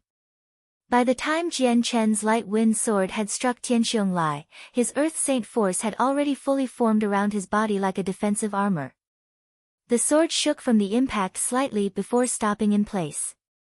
In the next moment, the intense amount of sword qi from the light wind sword shot forward and pierced through the defenses of the Earth Saint force and continued on toward Tianqiong Lai's throat. Because of this moment of delay, Tianqiong Lai could safely retreat backward before hurriedly slamming his battle axe down onto the sword. With a turn of his wrist, the light wind sword instantly struck out another 3 times. Each sword stroke accurately stabbed against the same position on the axe. When the 3 strokes overlapped with each other, it caused the battle axe to be repelled backward because of the multiplied force. Tianqiong Lai held onto his battle axe with both hands in disbelief. When Jian Chen had stabbed at his battle axe 3 times, the amount of force behind it was strong enough for the vibrations to completely paralyze his arms for a moment. "Is this person in front of me really the same Jian Chen as the one from a year ago?" Tianqiong Lai asked himself. His strength had improved far too much in a single year for him to believe. The moment Tianqiong Lai had that thought, another streak of white light arced toward him once more. By the time Tianqiong Lai regained his bearings, the sword was once again near his throat and had already started to cut into it. The sword drew a look of pain on his face as some blood began to drip down his neck. At this stage between life and death, Tianqiong Lai had an alarmed face as he immediately turned his face away so that his neck would not be completely speared through. Whoosh! Just as Tianqiong Lai dodged the blow, a cold gust of wind blew past him accompanied with the slight stinging sensation on his neck. The light wind sword's blade barely nicked his neck with the sharp layer of sword qi that enveloped the sword. Despite the sword nicking Tianqiong Lai's neck, it only sliced through the topmost layer of his skin. If he had reacted just 1/2 second slower, he would have been struck through the neck and his life would have been claimed by the light wind sword. Tianqiong Lai flew backward with a cry as his Earth Saint force surged out of his body once more. As it enveloped his body, his hand reached out to touch his neck subconsciously. Looking down, he saw that his hand was already nearly completely wet with blood. A bone-chilling air descended upon Tianqiong Lai as his face paled. Jian Chen's strength had already far surpassed what he had initially estimated it to be. At this moment, Tianqiong Lai couldn't help but be skeptical. With his own strength, would he really be able to avenge the murder of his own son? "Everyone, please lend me your strength." Tianqiong Lai barked out without hesitation toward the group of people watching him. Upon hearing Tianqiong Lai's plea, the few people that he had initially invited hesitated for a moment before throwing themselves at Jian Chen to stop him. "Whoever dares to start trouble with our Tianqiong clan is surely too impatient for death." At that moment, another voice called out from behind the Tianqiong clan's courtyard. As everyone turned around to look, the shadow of a person quickly flew over and landed right in the midst of Jian Chen and the incoming barrage of people. This man looked to be around 40 years old and wore a white robe made of expensive materials while looking very similar to Tianxiong Lai. His eyes landed upon the miserable-looking Tianxiong Lai before narrowing. Quickly stepping to reach his brother's side, he asked him, "Big brother, are you hurt?" This was the brother of Tianxiong Lai, Tianxiong Daoyun. Tianxiong Lai nodded his head slowly. "I'm fine," he whispered. Tianxiong Daoyun whipped his head up to look at Jian Chen with eyes that could ignite anything caught in his glance on fire. "Big brother, who is he?" Tianxiong Lai stared darkly at Jian Chen and spat out the words, "Daoyun, he is the murderer who killed my son." Tianxiong Daoyun's face hardened as he stared angrily at Jian Chen. "So you're the one that killed my nephew, Tianxiong Kong." Jian Chen looked at the two Tianxiong brothers before looking at the other people in front of him. There were a total of 7 other men. Aside from 2 elders, there were also 5 other middle-aged men who all exuded presences that Jian Chen could feel. From their presences he could tell that these men were all at the Great Saint Master level, but the 2 elders and another black-robed middle-aged man were at the peak Great Saint Master level. "Everybody, this is a personal matter between the Tianxiong clan and I. For those who are not involved, please leave, otherwise, come if you will." Jian Chen addressed the 7 men in front of him. The 7 people looked at each other for a brief moment before shaking their heads. Each one of them had personally seen Jian Chen's strength for themselves. This was not the simplistic situation that Tianxiong Lai had said it would be. In their eyes, Tianxiong Lai had nearly died to Jian Chen, and with this, they had started to fear Jian Chen a bit. Even though they were good friends with Tianxiong Lai, when he was on the verge of death, they could only stand by the side and watch.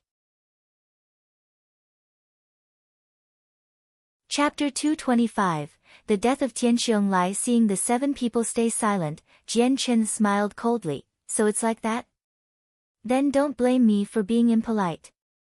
With that, his arm shook in place as the light wind sword was immediately engulfed in a large amount of sword qi. The 7 men's face hardened as they threw away their hesitation and brought out their saint weapons. Jian Chen's sword was extremely fast and flew out at such a high frequency that the 7 men were not only at a disadvantage, but they were also completely overwhelmed. The sword qi weaved in and out of the area as the light wind sword stabbed into the throats of several Tianxiong clansmen guards. Various saint weapons pulsed outward with their inner saint force, crashing and shattering apart the slabs of rock underneath and filling the air with the sounds clashing. In a short moment, Jian Chen and the 7 other men had already exchanged a series of blows. The 7 men's faces were all unnaturally serious, even though they had already known how fast Jian Chen's sword was. Now that they were personally up against it, the profoundness of his ability with his sword was all too terrifying for them to comprehend clearly. In this small moment, there were already 2 men who were injured. If it were not for the men by their side quickly pulling them out of the way or attempting to block Jian Chen, then he would have left devastating blows and the men wouldn't have a life to fight back with.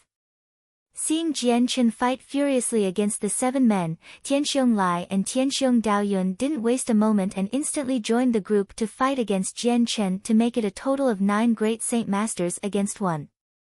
From farther away, the few remaining guards stood still as they watched the fight seriously. With 10 great saint masters fighting in the same battle, 9 of them versus 1 in fact, it was a sight that left them thunderstruck. Especially since the fight was happening in such a remote city like Wake City and each fighter slashing out at another with a large amount of saint force, everyone couldn't help but be slack-jawed. Jian Chen's body disappeared in a blur of white as he instantly dodged to the side to avoid a blow before retaliating with his own sword that flew at the 9 instantly. Ding! The sounds of saint weapons crashing against each other could be heard as Jian Chen held his light wind sword against the others. At this moment, a cold wind could be heard from behind before a biting cold wind pressed against Jian Chen's shoulder tightly as a yellow-colored saint force-infused battle axe swung down on it. Suddenly, just as the battle axe began to emit more earth saint force down onto the battle axe, in a split second, Jian Chen's body flickered away and reappeared a step further away and dodged the giant axe just in the nick of time. At the same time, Jian Chen's body suddenly turned as his light wind sword began to emit an amazing amount of sword qi and flew at the battle axe like a viper. Tianxiong had a serious look on his face as he observed the light wind sword. He had already experienced the lightning-quick draw of Jian Chen's sword once before and was thus prepared against it this time.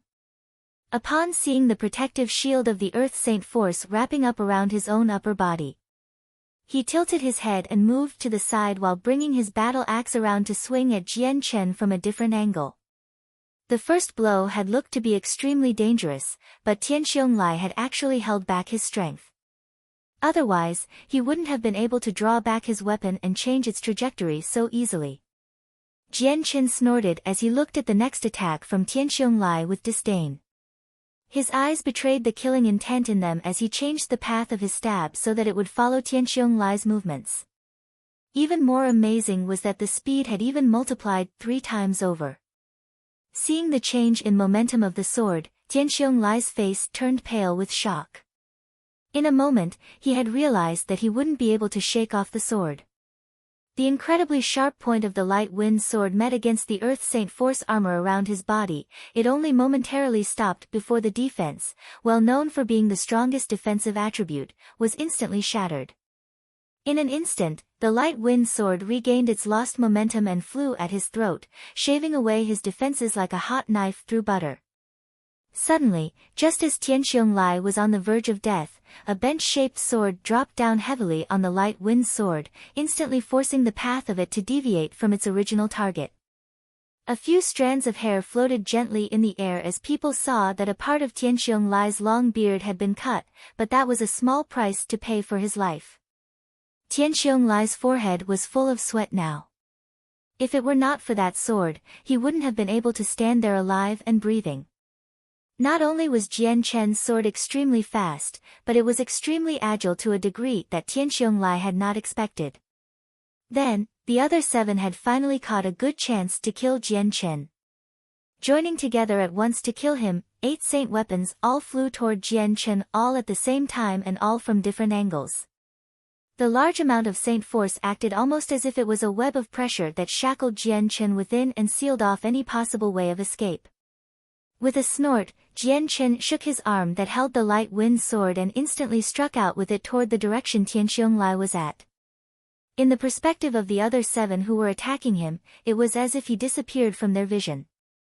Against Jian Chen's entire strength, the opposition of great saint masters could only defend themselves against 3 sword strokes with confidence.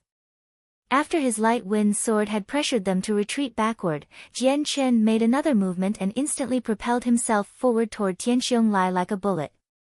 Following the sound of air being displaced, Jian Chen's body catapulted forward as 6 saint weapons tried to attack him from behind while another saint weapon tried to cut into Jian Chen's shoulder. After being saved from a critical moment, Tianxiong did not think he would be in danger again so soon. His face couldn't help but grow startled once more as he realized that the light wind sword was traveling toward his throat again. Immediately bringing up his battle axe to defend himself, the large battle axe tried to shield the upper half of his body from the sword. The next moment, Tianxiong suddenly felt the protective barrier created from his saint force breaking once more. Clenching his giant battle axe in this moment of crisis as his only reaction, Tianxiong could only feel a sharp stinging sensation in his throat. Jian Chen had gotten around him and pierced through Tianxiong throat from behind. Seeing the sight of his own blood splashed on the sword through his neck, Tianxiong suddenly grew sluggish as though he was going into shock from what he was seeing. Chapter 226, Deterrence. Tianxiong had a look of utter shock on his face. Not even in his wildest of dreams could he imagine that the weak Aunt Jian Chen from 1 year ago would go through such a drastic change in strength. An even more inconceivable thing was to think about himself dying at the hands of Jian Chen. Originally, when he had first heard about how a youth named Jian Chen had eradicated the Zhou clan, Tianxiong Lai's first thought was of the youth that had murdered his son Tianxiong Kong from 1 year ago. He had thought that Jian Chen had gotten help killing the Zhou clan. But even thinking about how Jian Chen could kill the Zhou clan who was weaker than the Tianxiong clan was still inconceivable to Tianxiong Lai. Yet this still wasn't enough to worry him because the Tianxiong clan's strength was far higher. If he were to invite a few strong people to unite with him, then he would be a paragon of power within Wake City. Tianxiong Lai invited a few good friends and even united with 2 other men of considerable power in different clans to deal with the help that Jian Chen would bring, or at the very least that he ensure wouldn't run away. After all, Jian Chen hadn't even been able to handle a few blows from him a year ago, so today was the day that Tianxiong Lai had thought he would finally avenge his son's death. It was really unbelievable to see such a drastic transformation of Jian Chen when compared to the Jian Chen of the past who could only ambush people and run away due to his weak strength.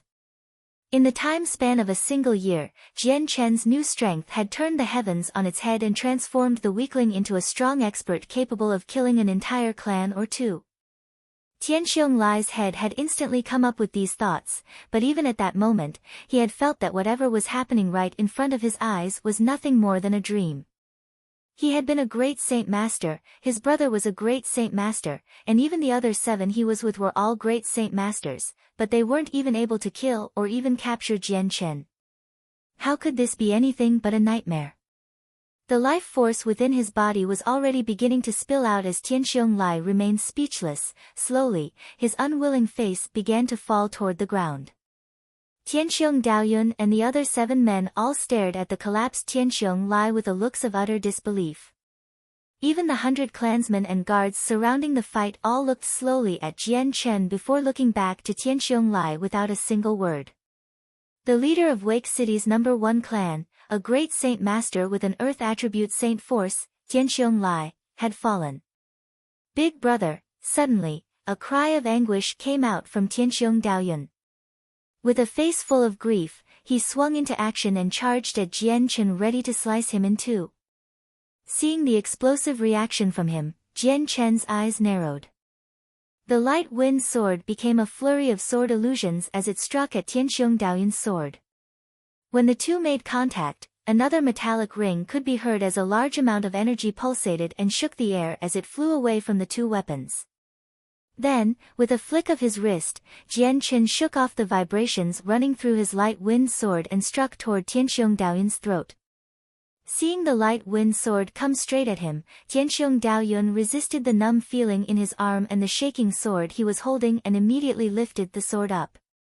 Jian Chen's sword was so fast that if Daoyun was given any more time to prepare, he might have been able to defend himself against 1 or 2 strokes.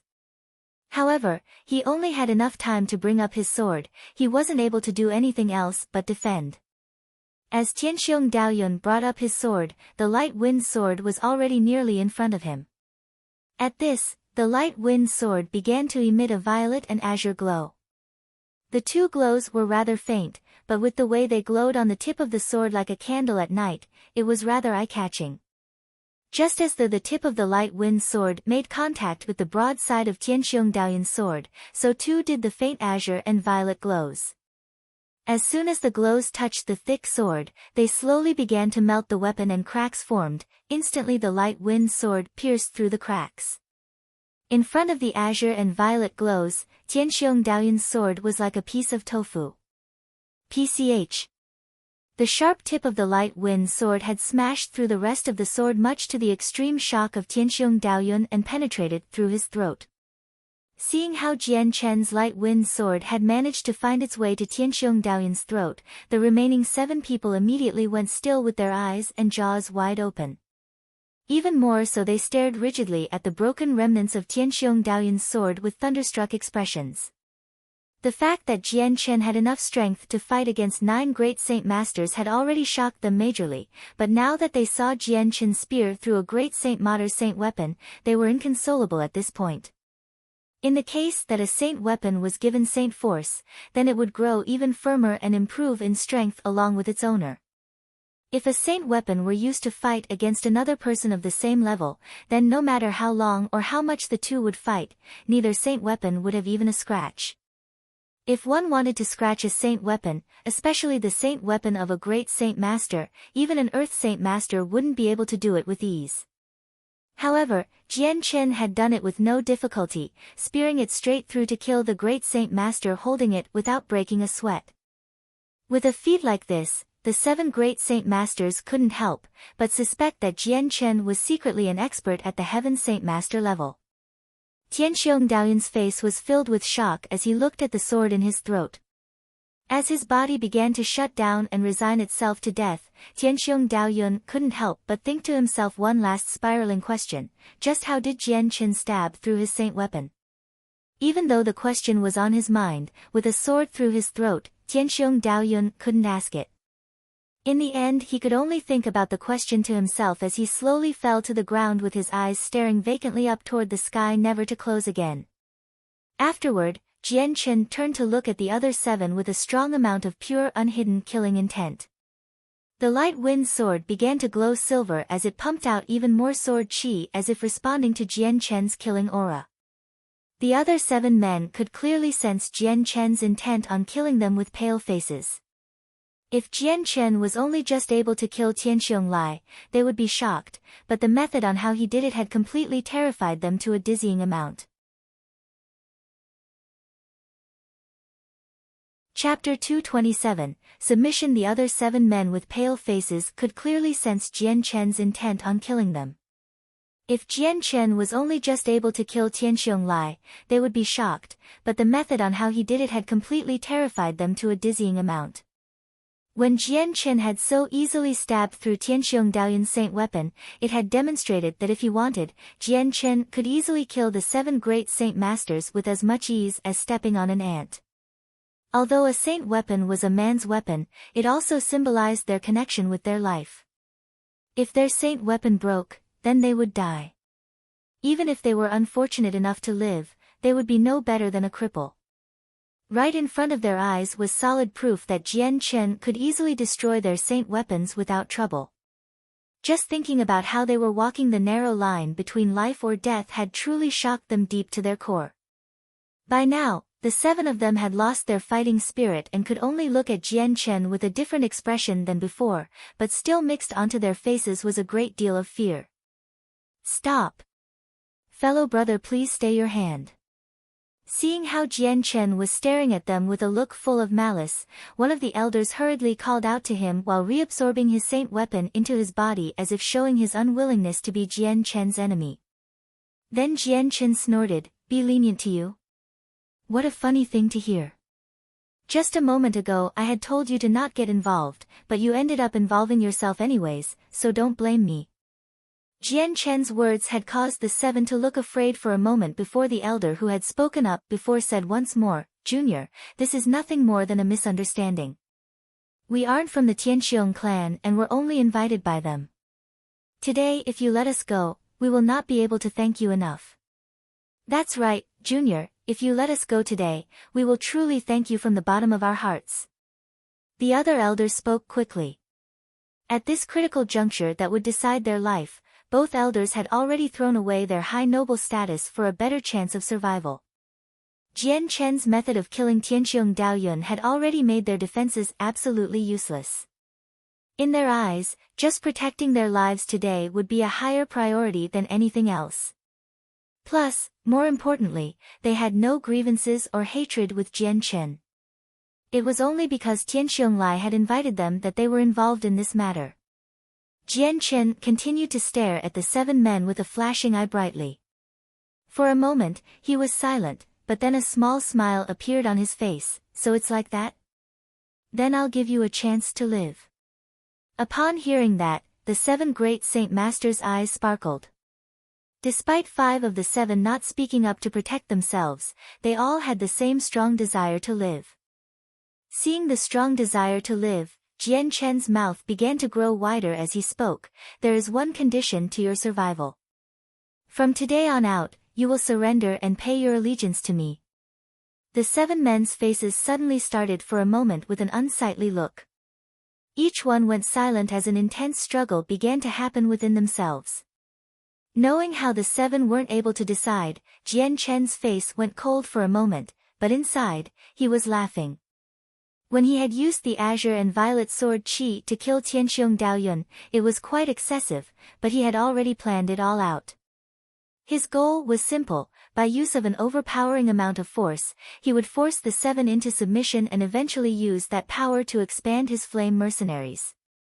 Of course, if they continued to be pig-headed and refused to surrender, then Jian Chen would kill them without hesitation. Seeing the 7 men in front of him, Jian Chen knew that his plan was already halfway there. For now, he only had to see what the 7 would decide on. Jian Chen understood the "strike while the iron is hot" ideology, so immediately, he said, "I know you are all influential figures of Wake City with a large amount of power and face. Do not think that I am trying to humiliate you by trying to have you submit to me. It's actually the opposite. If you submit to me, then I, Jian Chen, will guarantee that your achievements in the future will be far better than your current ones. Your achievements will even soar to a previously unattainable height instead of being limited to such a small and withdrawn city like Wake City. Do not doubt my abilities." All the men suddenly looked up as if they all felt a mutual feeling between them. Although they all thought Jian Chen to be too young, his strength was so strong that they felt as if they had been left behind in the dust. This display of strength had really proved that Jian Chen's identity was not simple at all. Of course, there were even a few people within their group that were convinced that Jian Chen belonged to an extremely powerful clan. With that, the 7 men couldn't help but think that being allied with Jian Chen would not be a bad thing. In fact, it would be a tremendously big opportunity for them to go along with Jian Chen, since they wouldn't know for themselves if they would truly reach a new height of power. "Fine, I am Weiss, the representative of the Dor clan. The Dor clan agrees to follow you. From today on out, my men are yours to supervise." The first elder, who had spoken previously, pledged. Jian Chen couldn't help but have a happy smile on his face. "I am Kai, heir of the Kai clan. From today on, my clan is yours to dispatch." The second elder spoke. Jian Chen's smile grew even wider. He hadn't thought that these 2 elders were the representatives of the Kai and Dor clan.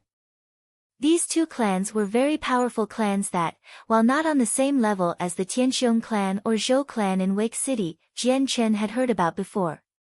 "What about you 5? Jian Chen turned to the 5 middle-aged men. The great Saint Masters could be considered to be a decent-leveled warrior on the Tian Yuan continent. So when it came to these type of people, he didn't wish for them to be killed, since aside from Ming Dong and him, the flame mercenaries had no one else. If he wanted the flame mercenaries to expand, then he would need to gather as many strong people as possible. "Fine, I am willing to follow you, but I cannot guarantee if my fellow brothers will do the same."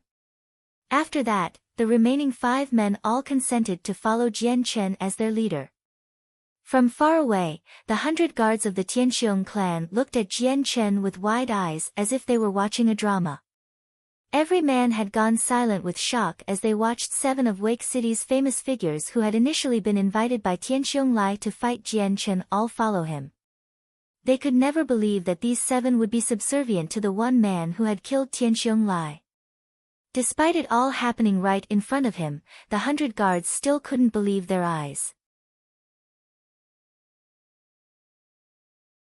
Chapter 228, Making a Name for Oneself in Battle. Jian Chen's eyes swept across the 7 great Saint Masters in front of him with a great big smile.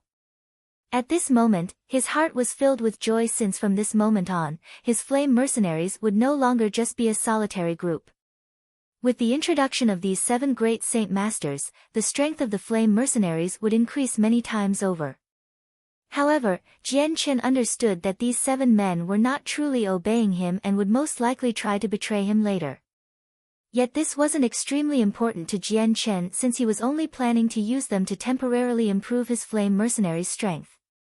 He would use them to accomplish a few mercenary missions to improve their flame mercenaries' grade. This method was completely exploiting the 7 great Saint Masters, but since Jian Chen had no important use for them, he would only use them for a small amount of time. "Why don't you 5 introduce yourselves?" Jian Chen asked the 5. With some hesitation, the 5 men looked at each other before a black-robed man spoke out, "I am Seth, the leader of the hot-blooded mercenaries. I am Duo Kong, the captain of the Golden Dragon mercenaries. I am Charkis of the Char mercenaries. I am called Mo Tian, the leader of the mercenaries of slaughter. I am called Qing Feng of the Zephyr mercenaries." The 5 men called out their names and affiliation one after another, but with each introduction Jian Chen had heard, the more he was shocked. He didn't think that these 5 would be the captains of mercenary groups. If it was like this, then he had just gained control of 5 mercenary groups and 2 very influential clans of Wake City. With this revelation, Jian Chen was satisfied with the profit he had earned today. He didn't think that a lone person like him would suddenly make a leap to become someone who controlled a good amount of power. At the same time, he was painfully aware that while this was a strong amount of power within Wake City, within the Tianyuan continent, this was nothing major. Qing Feng of the Zephyr mercenaries. Upon hearing the final person's name, Jian Chen's eyes revealed a look of shock. This name was the exact same name as his sword. How coincidental. Jian Chen looked deeply at the man named Qing Feng closely. This man looked to be around 40 years old and was rather skinny, like how a scholar would be. He wore a white-colored robe and his hair was draped over his shoulders, reaching down to his waist. Occasionally, the wind would blow his hair in a way that made it drift in the breeze.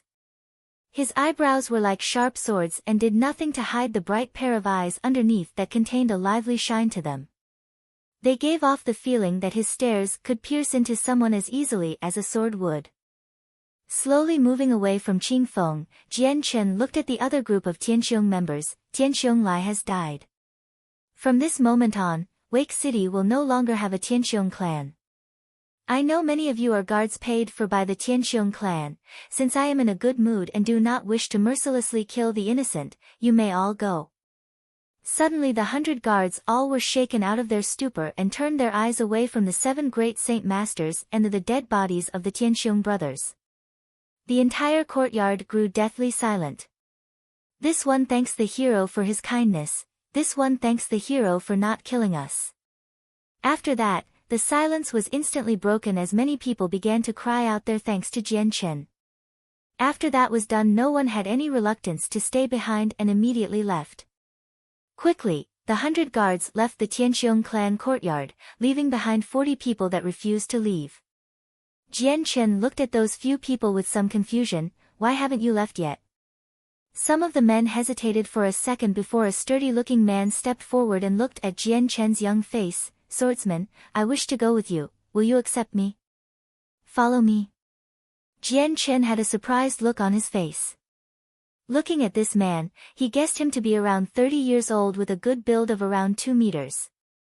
His muscles were rather pronounced, and judging from the air he carried around, Jian Chen could estimate that this man was at the Saint Master level.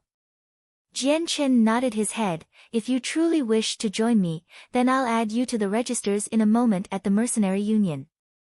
The man revealed a look of pure joy as he hurriedly said, this one will listen to fellow swordsman's words.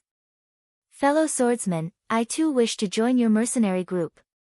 Fellow swordsman, please accept me into your mercenary group as well. Soon after that, a few other mercenaries began to cry out with their pleas for Jian Chen to notice and accept them. Although Jian Chen had killed Tianqiong Lai, many of these men were merely hired by the Tianqiong clan and had no other affiliation with Tianqiong Lai. They weren't friendly with him either, and so they did not have any hard feelings over his death, nor would they attempt at getting revenge on Jian Chen. Because of their begging, Jian Chen could only admit that while these men were at the great saint level and higher with only a few saint masters, once they joined the flame mercenaries, then the group's strength would increase many times over. Jian Chen didn't know what their true aim was or if they had loyalties to someone else, but right now this wouldn't serve as a hindrance to the flame mercenaries. Right now, the mercenary group desperately needed members. When the situation with the flame mercenaries stabilized, only then would Jian Chen clean the group of its tumors. Aside from Tianxiong Lai and Tianxiong Daoyun, are there any other men? Jian Chen looked at the 40 remaining men and asked. As Jian Chen asked his question, the first man that had pledged to follow Jian Chen had immediately spoke up. Tianxiong Lai had 3 wives who all live in the back of the courtyard. Please wait one moment, fellow swordsman, and I will bring them out immediately. With that, he immediately ran to the back of the courtyard. Soon after, a few quick-minded people suddenly saw a good opportunity to get on the good side of Jian Chen and immediately ran after the man.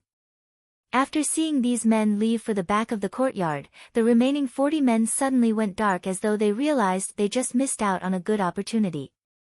Just looking at the men disappear into the back of the courtyard, the men had a dark killing intent in their eyes. Jian Chen looked at those men and couldn't help but have a small cold smile on his face. From their expressions, Jian Chen instantly took note of it and their faces, but he didn't do anything about it. To him, these men could be exploited later and could be expended at a moment's notice when their value dropped. Let go of me. Release me now. Soon the fearful cries of a few women could be heard as the group of men that had left earlier came back with 3 women in the middle of them. Out of the 3 of them, 2 were around 30 years old while the last one looked to be around 20 years old with a rather pretty appearance. Fellow swordsmen, these 3 are the wives of Tianxiong Lai. 2 of them have been with him for many years while the younger-looking one has only been married to Tianxiong Lai for 2 years. Before Jian Chen could even ask, the first man introduced them. Jian Chen nodded his head with satisfaction toward this man's work. He hadn't thought that this burly man would be so meticulous. The 3 women were deathly pale as if they had lost all blood circulation in their faces. The moment they saw the dead bodies of Tianxiong Lai and Tianxiong Daoyun, they all went silent with extreme shock. The man looked at Jian Chen's face as he held his axe at the neck of one of the women. Fellow swordsmen, since these 3 are Tianxiong Lai's wives, should we kill them? Don't kill me. Please don't kill me, the 3 women instantly cried out in terror from that question. As if they knew that Jian Chen was the one responsible for this, they all looked pitifully at Jian Chen's figure as their sparkling teardrops began to flow from their eyes like a river. Seeing how desperate these 3 women were, Jian Chen could only sigh before waving his hand. Okay, let them go. Against these 3 women who couldn't even resist, Jian Chen didn't care. After all, he wasn't a cold-blooded person. Yes, swordsman. They had no objections to Jian Chen's words and immediately released the women from their grasps and their weapons. Afterward, Jian Chen took the large group of people and left the Tianxiong clan's courtyard. The matter regarding the Tianxiong clan could be said to have met a spectacular ending.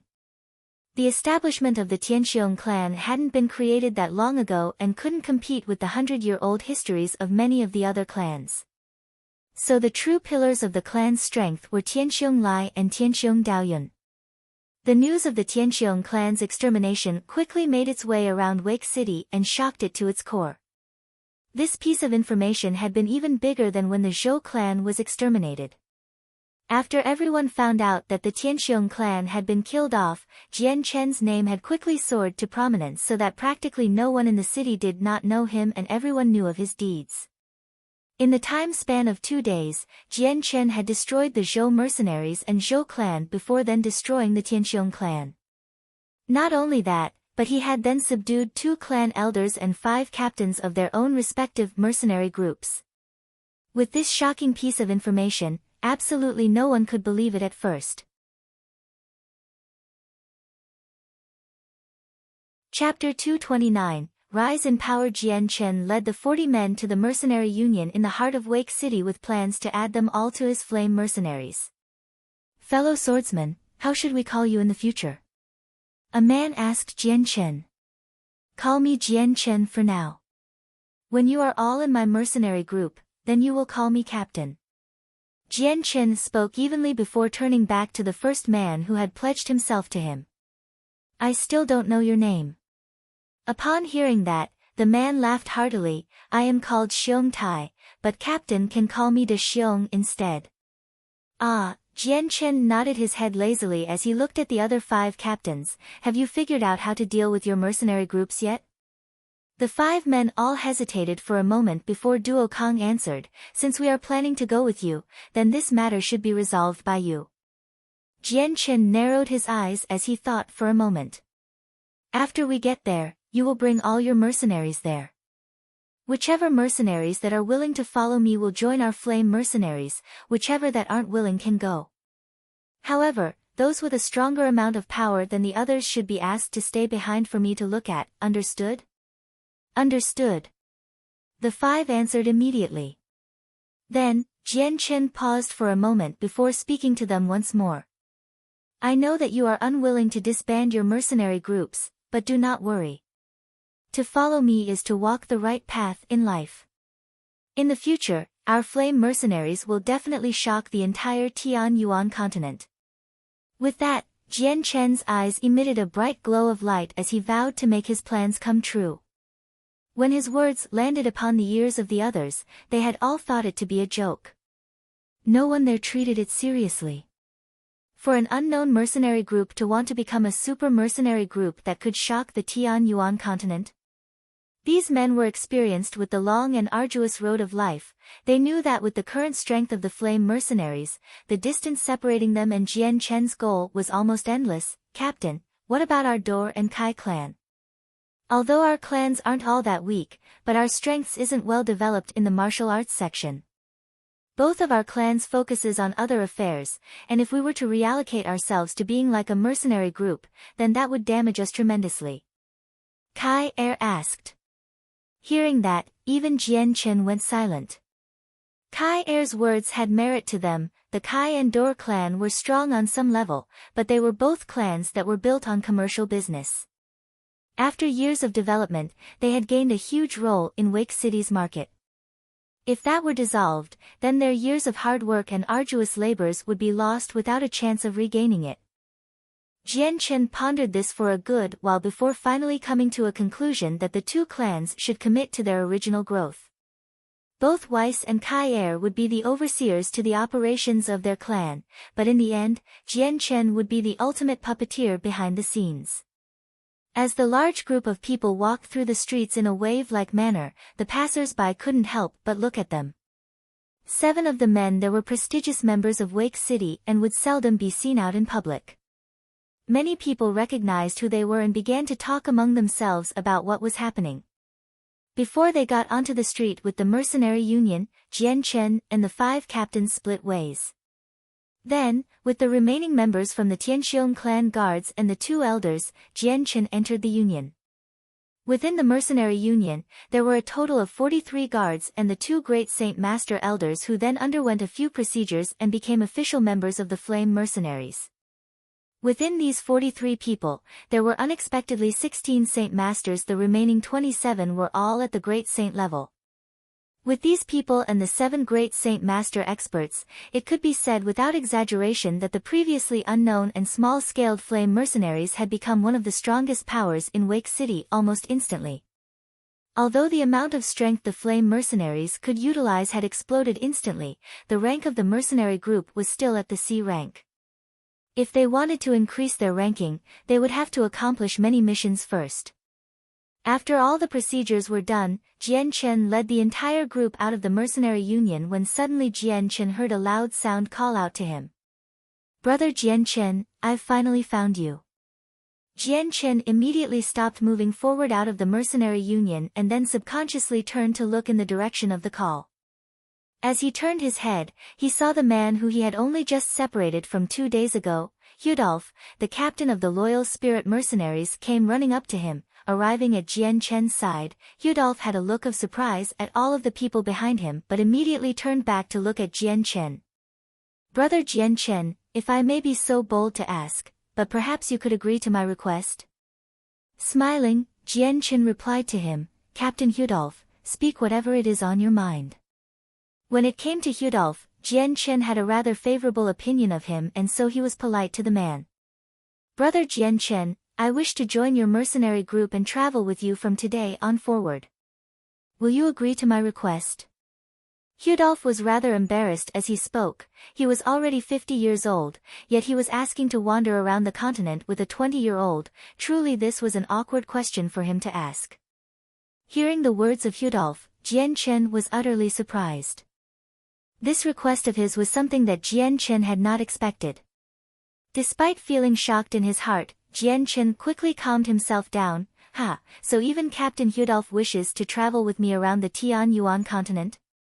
Then this one would be honored to have you, but Captain Hudolf, how will you deal with the loyal spirit mercenaries?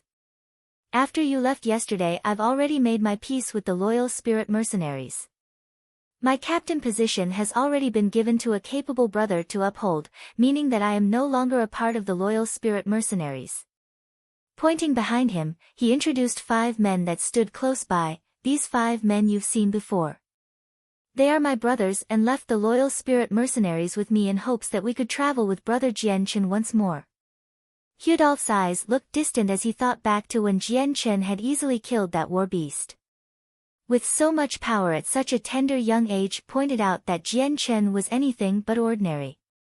So after consideration, Hudolf had decided to abandon the dozen years of hard work he had put to become the leader of the loyal spirit mercenaries and instead became a follower of Jian Chen.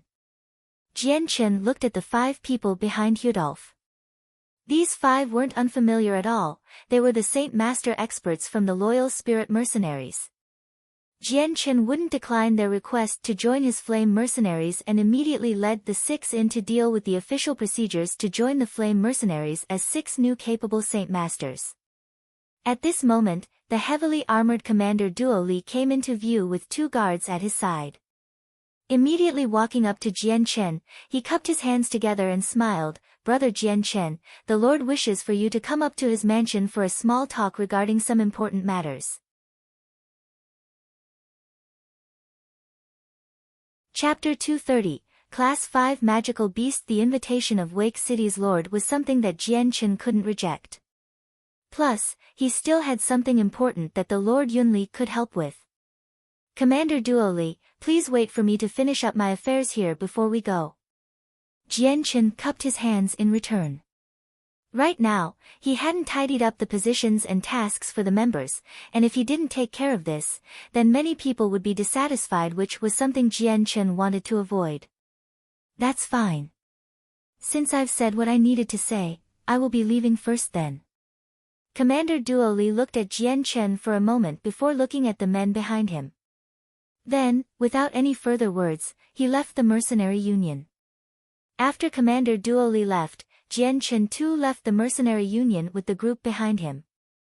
Since the mercenary union often had many people entering the building at once, it wasn't strange to see 20 or 30 men at the same time.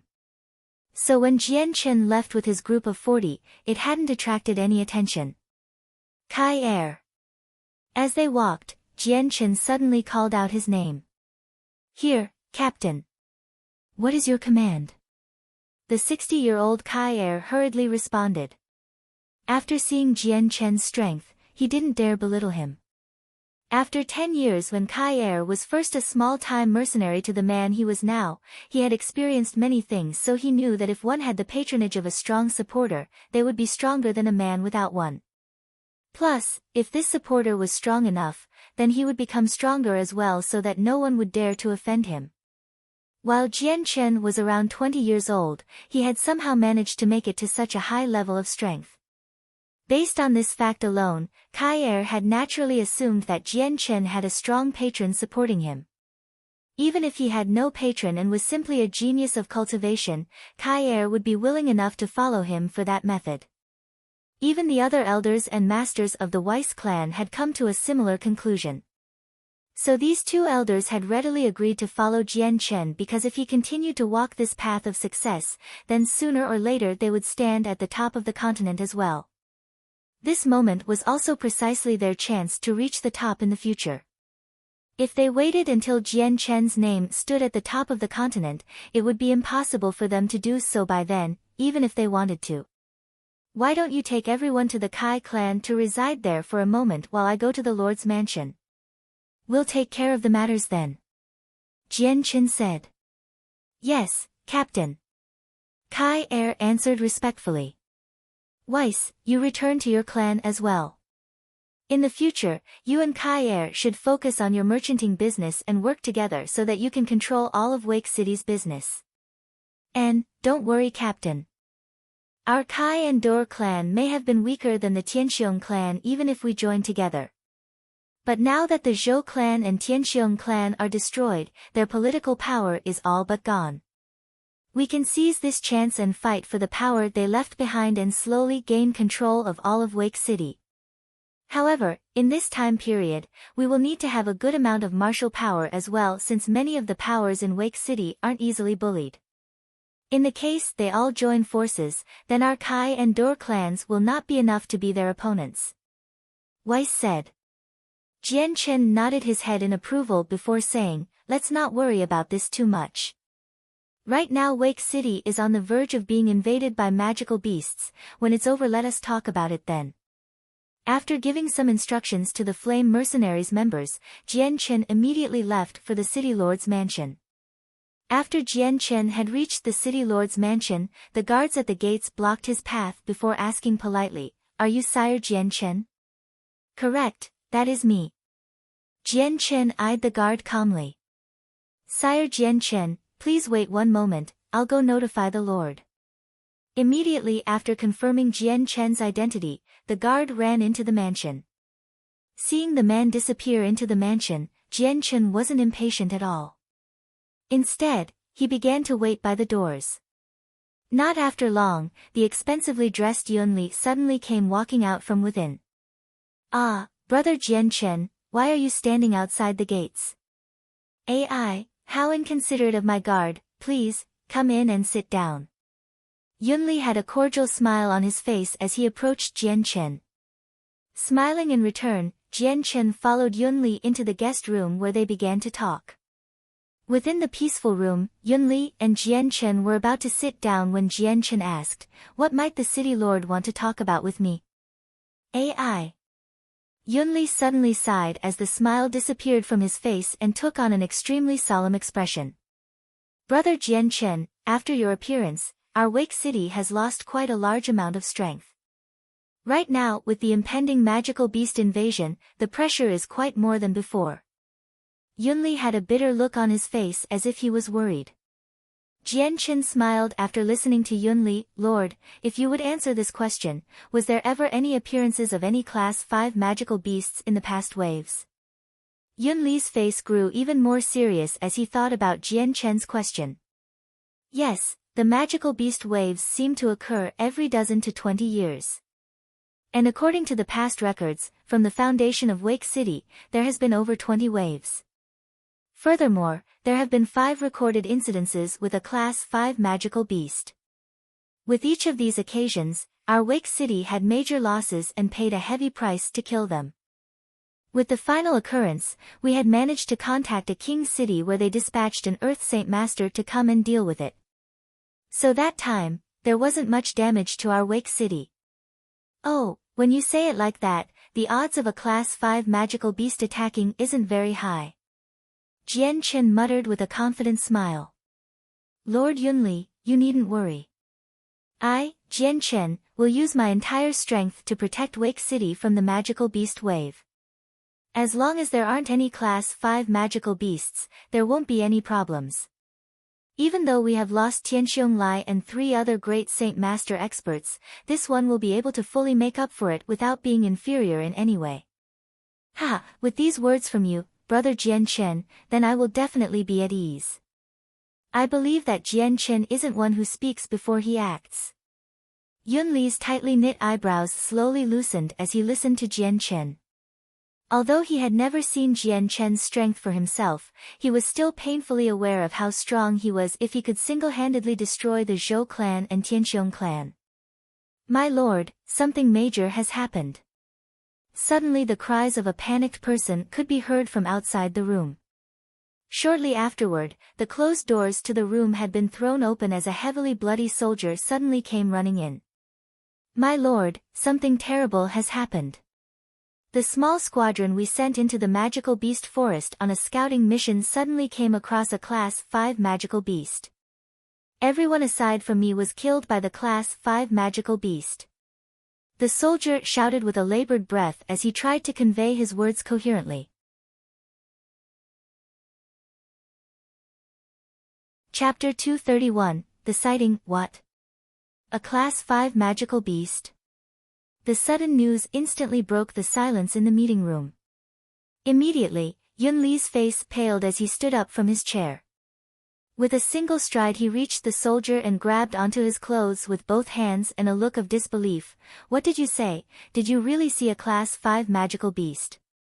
Yun Li's words were practically shouts by this point.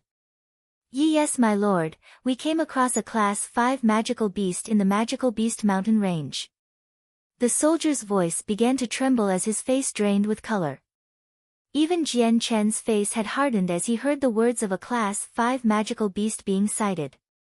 A Class 5 magical beast rivaled an Earth Saint Master in strength, but they had a natural superiority over humans and could easily fight against them. Unless a person had an extremely strong battle skill, they definitely wouldn't be considered an opponent for a Class 5 magical beast. Besides, Wake City wasn't a city where many Earth Saint Masters came to visit, making a Class 5 magical beast almost a paragon without a rival existence to them.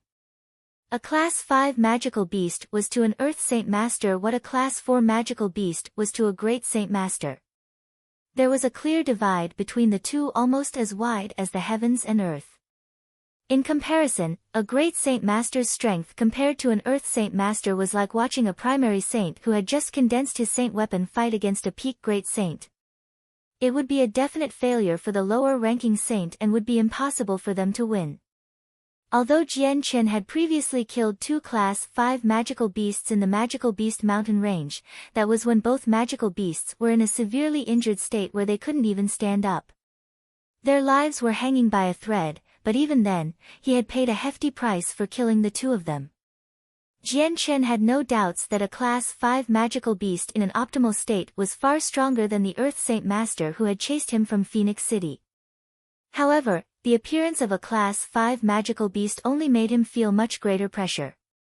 That was because he had the Azure and Violet Sword spirits to assist him and increase his strength several times over. He was confident that his power was enough to punish a peak Class 5 magical beast with his sword, as long as he didn't encounter any bizarre existences like the silver-striped golden snake.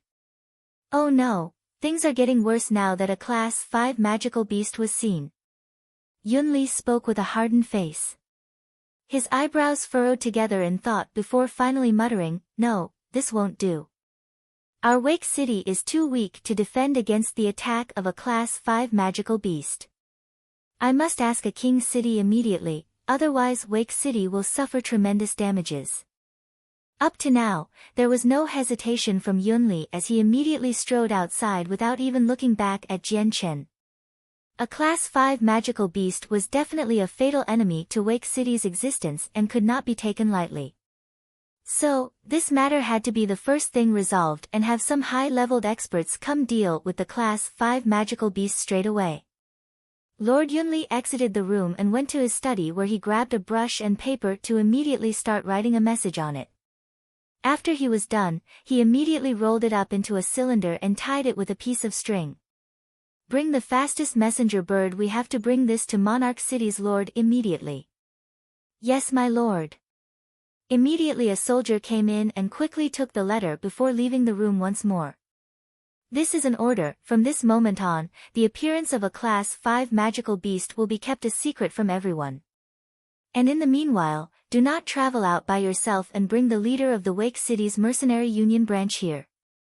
Finally, keep a close eye out on the activity of the Magical Beast Mountain Range."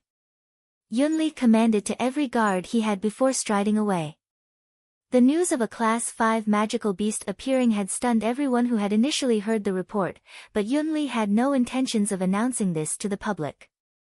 He was afraid if that happened, then many people would be too intimidated by the beast and decide to leave Wake City in order to save their own necks. If this happened, then Wake City's defensive strength would plummet to the point where the city would eventually be flooded with magical beasts.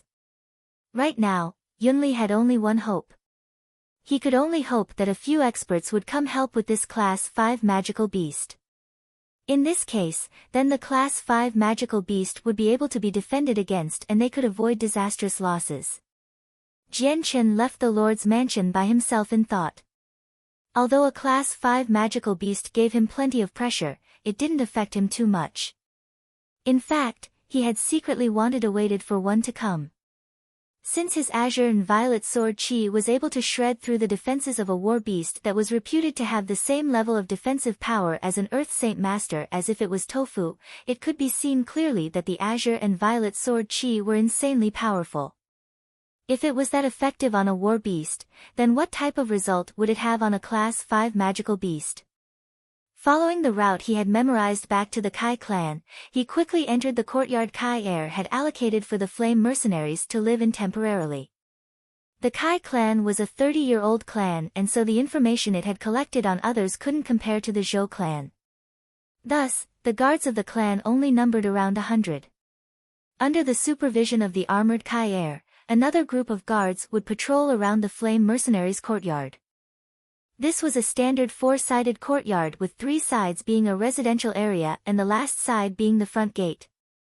In the middle there was a large patch of grass where a few dozen flame mercenaries sat in small groups and chatted among each other. The moment Jian Chen had arrived, everyone in the vicinity snapped their mouths shut and immediately stood up to greet him with shouts of "Captain." Staring impassively around himself, he spoke, "Seth, Duo Kong, Charcus, Mo Tian, and Qing Feng, have the 5 returned yet?" "Captain, those 5 haven't come back yet. I think they're dealing with their own mercenary groups." A 30-year-old mercenary responded. Suddenly, a voice called out behind him as a servant of the Kai clan suddenly came running towards Jian Chen. There was a fearful tint in his eyes as he approached before stopping right in front of Jian Chen. "My lord, the Golden Dragon mercenaries and Charcus mercenaries." Before the servant had even finished speaking, Kai heir waved his hand. "I know already, you may go." "Yes, my lord." Jian Chen smiled at the servant before turning to Kai heir. "Everyone stay here for now. Kai heir, accompany me to see just what surprise the 5 of them have brought me." Chapter 232, Unsatisfied? "Then challenge me." Jian Chen and Kai heir walked to the front gates of the courtyard where the both of them could see the 5 captains standing with a large group behind them. Not a single guard by the gates had a happy expression while staring at them. The moment Jian Chen and Kai heir walked out to the gates, every single person standing behind Seth's mercenary group suddenly began to emit a faint aura of bloodlust. This was something only those truly baptized in the waters of death could prepare themselves for. In front of this amassed group of bloodlust, only those with a strong will would be able to approach. "Captain! Captain!" Upon seeing Jian Chen, Seth, Duo Kong, Charcus, Mo Tian and Qing Feng cried out to him. Straight after the 5 called out Jian Chen's name, the 100 men immediately focused their glares onto Jian Chen with cold stares like ice and their bloodlust matching those of a beast.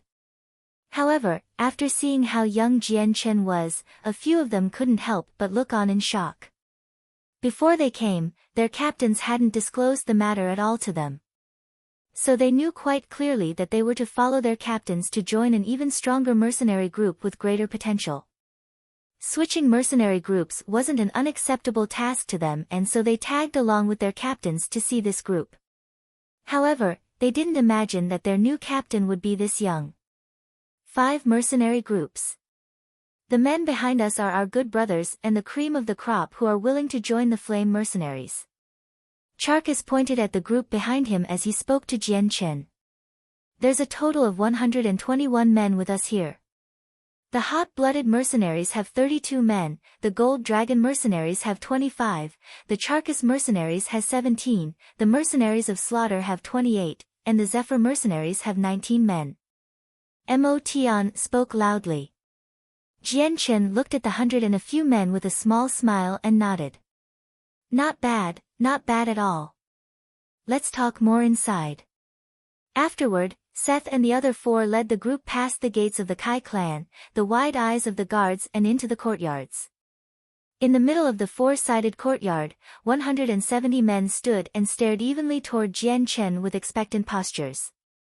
Staring at the men in front of him with an observant eye, he spoke out loud, "Fellow brothers, I do not care what faction or mercenary group you used to be a part of. Right now, I want to make this clear. You are all now a part of the Flame Mercenaries, a family within a family. We must work hard for the benefit of our Flame Mercenaries, but I believe that with everyone working together, our strength will grow to where we will shock the entire Tianyuan continent and become the #1 mercenary group on the continent. This is Jian Chen's goal." After Jian Chen finished speaking, the crowd went silent for a moment before someone finally broke the silence. "Then who is the captain of our Flame Mercenaries?" a person within the crowd asked. Jian Chen smiled as he heard the question before answering, "From today onward, I am the captain of the Flame Mercenaries." "And why are you our captain?" another unsatisfied person exclaimed. "That's right, just what reason do you have to be our captain? Kid, your hair hasn't even grown long and yet you want to be our captain. That's not an easy role to fill, that's right." His words are right. Slowly, the sounds of opposition grew louder and louder as many people began to voice their complaints. From the group Seth had brought, the vast majority of them were unhappy to hear that Jian Chen would be their captain. Although they all heard that their new captain was incredibly strong, with Jian Chen's age, how could they believe that? Jian Chen was only 20 years old at the most, just how strong could he possibly be? In regards to the noise of the opposition, Seth and the other four chose to go silent and watch. If Jian Chen wasn't even able to resolve such a small issue like this, then how would he lead the mercenaries onto the world stage? Jian Chen continued to smile despite the voices of resentment. He had expected this to happen. "My strength, of course, is far stronger than yours. In this continent where power reigns supreme, strength is what decides everything. If you do not accept me as your leader, then come up and challenge me. Whoever can dodge my sword will be the captain that I will follow." Jian Chen's sword in its regular speed could make a great Saint Master flustered in 3 moves, and then bring them to a standstill in 5 moves. If he were to go all out, then even a great Saint Master would be killed. Right in front of him were only men at the Saint Master level. There would be no way for them to dodge or even defend against his sword. "How arrogant of you. Then allow me to come and test just how much power a wimpy kid like you has." A burly dark-skinned man suddenly leapt from within the crowd and brandished his newly formed saint weapon in the shape of a large axe. "Make your move then," Jian Chen exclaimed with a smile at the man. At the same time, the silver light wind sword appeared in his hand. Although the man in front of him was only a peak Saint Master and didn't require using his sword, he had decided that for the sake of displaying his superiority, he would need to use the light wind sword. Seeing the thin sword in Jian Chen's hand, the man didn't feel threatened at all. Taking a deep breath, he began to shout before charging at Jian Chen to chop him down. Against the incoming axe, Jian Chen didn't bother to dodge or defend at all. Suddenly, just in the moment before the axe could make contact with him, a silver flash of light came into view of the man's eye while the axe simultaneously pierced through Jian Chen's chest. Shua! From far away, the group of people gasped in surprise. They didn't think that such an arrogant person like Jian Chen was nothing more than a thin stick in the wind and had lost his life that easily. However, the guards who had joined the Flame Mercenaries from the Tianxiong clan didn't have a change in their expression at all. They had clearly seen Jian Chen's strength for themselves. There was no way that such a simple attack like this would be able to make a claim on Jian Chen's life. How queer, that was actually a phantom image.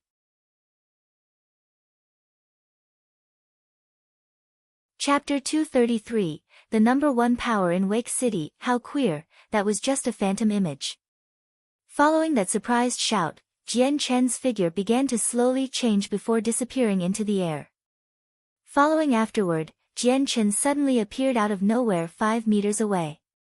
In that one brief moment, only the great Saint Masters had seen Jian Chen move to make a phantom image. Everyone else had been unable to register his movements. The man who had struck at Jian Chen was shocked, but since he had been through hundreds of battles, he forced his emotions back down and tried to slash at Jian Chen once more with even more saint force than before. The sharp blade of the axe made a loud, swish, sound as it flew through the air down onto Jian Chen. Jian Chen stood emotionlessly as he awaited for the man to reach him. The light wind sword had already long disappeared from his hands, but he looked at the man and spoke gently, "You've already lost." The man looked at Jian Chen blankly. At Jian Chen's words, he couldn't help but to stop for a moment as he asked with a perplexed look, "I've lost? How did I lose?" Smiling at the man's words, Jian Chen continued to look at him with a cheerful expression, "Take a look at your neck." At this, the man touched his neck gingerly with his fingertips only to feel quite clearly a small sliver of a wound on his neck. He didn't know when that wound had appeared, but he did know that it wasn't there before. The wound had only just cut open the topmost layer of his skin so that he couldn't feel any blood leaking out or even any pain. Realizing that even though he didn't feel anything, there was still nonetheless a wound on his neck. Instantly, the man's face paled as a layer of sweat began to appear on his forehead. Did you do that?" he asked astonished. The man didn't know how he wasn't even able to feel the cut when it was made or when it happened. He did know, however, that if the wound was any deeper, then he wouldn't be standing alive on his feet. Laughing, Jian Chen nodded his head. "Do you still wish to continue fighting me?" "Hu, just give up, you're no match for the captain.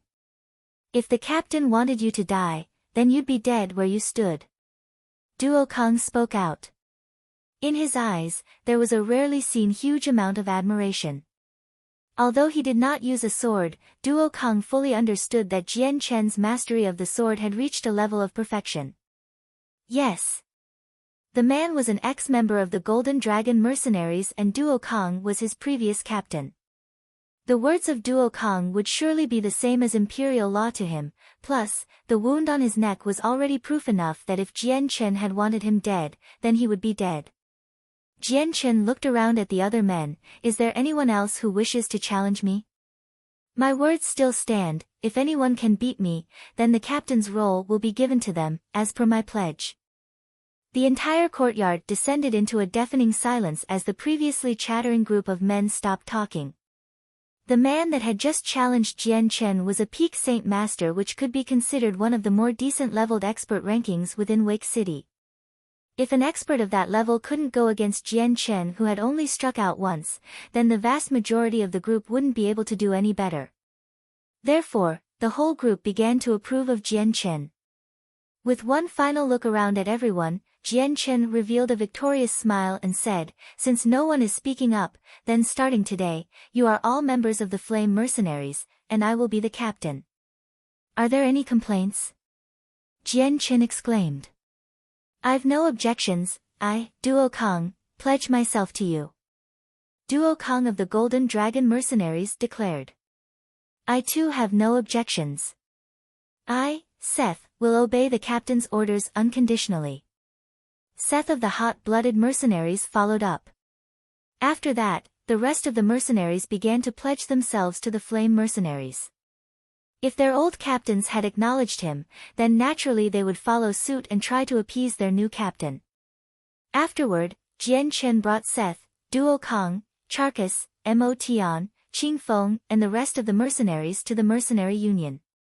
As long as they were to officially join his Flame Mercenaries, they would be able to accomplish missions for the sake of the mercenary group and increase their ranking. If Jian Chen was determined to make the Flame Mercenaries the #1 mercenary group within the continent, then the mercenary rankings were unavoidable. This would have to be the first step to accomplishing Kendall's last wish. A group of 100 men along with 5 of Wake City's reputable members had quickly caused a disturbance in the streets. Each and every bystander looked on at the group with shock, and when they made out the figures of Duo Kong and the other great Saint Masters, they couldn't help but feel excited as they talked among themselves. Duo Kong and the other great Saint Masters were undoubtedly the experts of Wake City. Each one of them was a leader of a 100-man strong mercenary group which could be considered quite powerful within Wake City. Although they were not seen on the streets often, since the 5 of them had shown their faces at the same time, such a thing would naturally cause everyone to look at them. Jian Chen leading at the front was the focal point of the attention as everyone began to wonder who he was. The thing was, no one knew that Duo Kong and the others had already disbanded their mercenary groups. After a long time of handling the official procedures, by the time Jian Chen and the rest walked out of the mercenary union, their statuses had already changed. From the captains of several different mercenary groups, they were now mere C-ranked members. At the same time, the Flame Mercenaries were now 600 members strong. Aside from Jian Chen, there were 7 Great Saint Masters and 6 Saint Masters. Although this number wasn't big, they could already be considered the strongest power in Wake City. At this point, only the city lord of Wake City with his troops of 200,000 soldiers would be able to contend against the Flame Mercenaries. Also, the news that Seth and the other 4 men joined an unknown mercenary group had spread like wildfire from the mercenary union. In a flash, this piece of information had caused the entirety of Wake City to be shocked. As for the never-before-heard-of Flame Mercenaries, their name had quickly made its way around the entire city. Jian Chen hadn't cared at all when the whole of Wake City went into an uproar over this sudden development, since he had long since anticipated a reaction like this. After the procedures were done, Jian Chen and the group had immediately returned back to the Kai clan's courtyards. In the expansive courtyard, everyone was sitting down as Jian Chen began to explain a few things. Holding a space belt, he held it towards Kai Air and said, "There's a few monster cores inside, distribute a few to everyone and cancel any activities for now. Have everyone carefully increase their strength and make sure they are at their optimal state for the magical beast wave." Kai Air took the space belt from Jian Chen and proceeded to distribute the inside items to everyone. Jian Chen then took out 7 fist-sized class 4 monster cores and proceeded to hand it over to the Great Saint Masters. For the next 2 days you will all also improve your own strength. However much you increase is however much you'll need. This next magical beast wave will have a class 5 magical beast. The Great Saint Masters took the class 4 monster cores, but the moment they heard the news of a class 5 magical beast, Charkas couldn't help but gasp, "What? There's going to be a class 5 magical beast?" Jian Chen nodded his head seriously. "That's right, there will be a class 5 magical beast. It would seem that this magical beast wave won't be as easy to defend this time."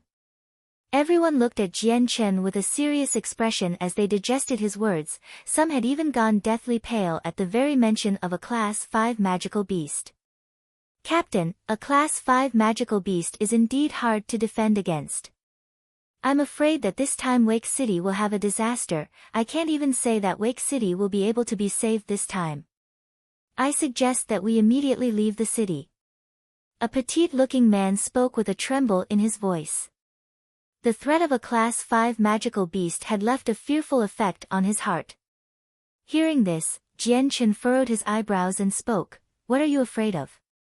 It's not as if the heavens are crashing down upon us. There isn't a need for everyone to worry about this class 5 magical beast. I will find a way to deal with it." Jian Chen's confident words made everyone look at him in astonishment, some even stared at him in disbelief. Jian Chen's words had made everyone think that Jian Chen was going to reveal his strength or that he had a way to deal with the magical beast. Even then, because of his age, some people were still very skeptical of his strength. So because of that, someone couldn't help but wonder, could it be that he began to cultivate from within the womb? The Flame Mercenaries still couldn't help but feel shocked for a moment before becoming extremely excited. An Earth Saint Master was undoubtedly one of the higher-level experts of the Tian Yuan continent. For them to have an expert of the Earth Saint Master level within their mercenary group, caused every person to have the same thought: if they were to stay in this mercenary group, then they would definitely be able to achieve success without too much effort. Even the Great Saint Masters had a relieved look on their faces. It was no wonder that Jian Chen was able to fight against 9 Great Saint Masters without any trouble before finally killing 2 of them with ease. This would be no problem for an Earth Saint Master. Jian Chen didn't care for their reactions as he waved his hand, "Go ahead and split for now. Carefully improve your own strength so that your chances of surviving the magical beast wave invasion will be increased.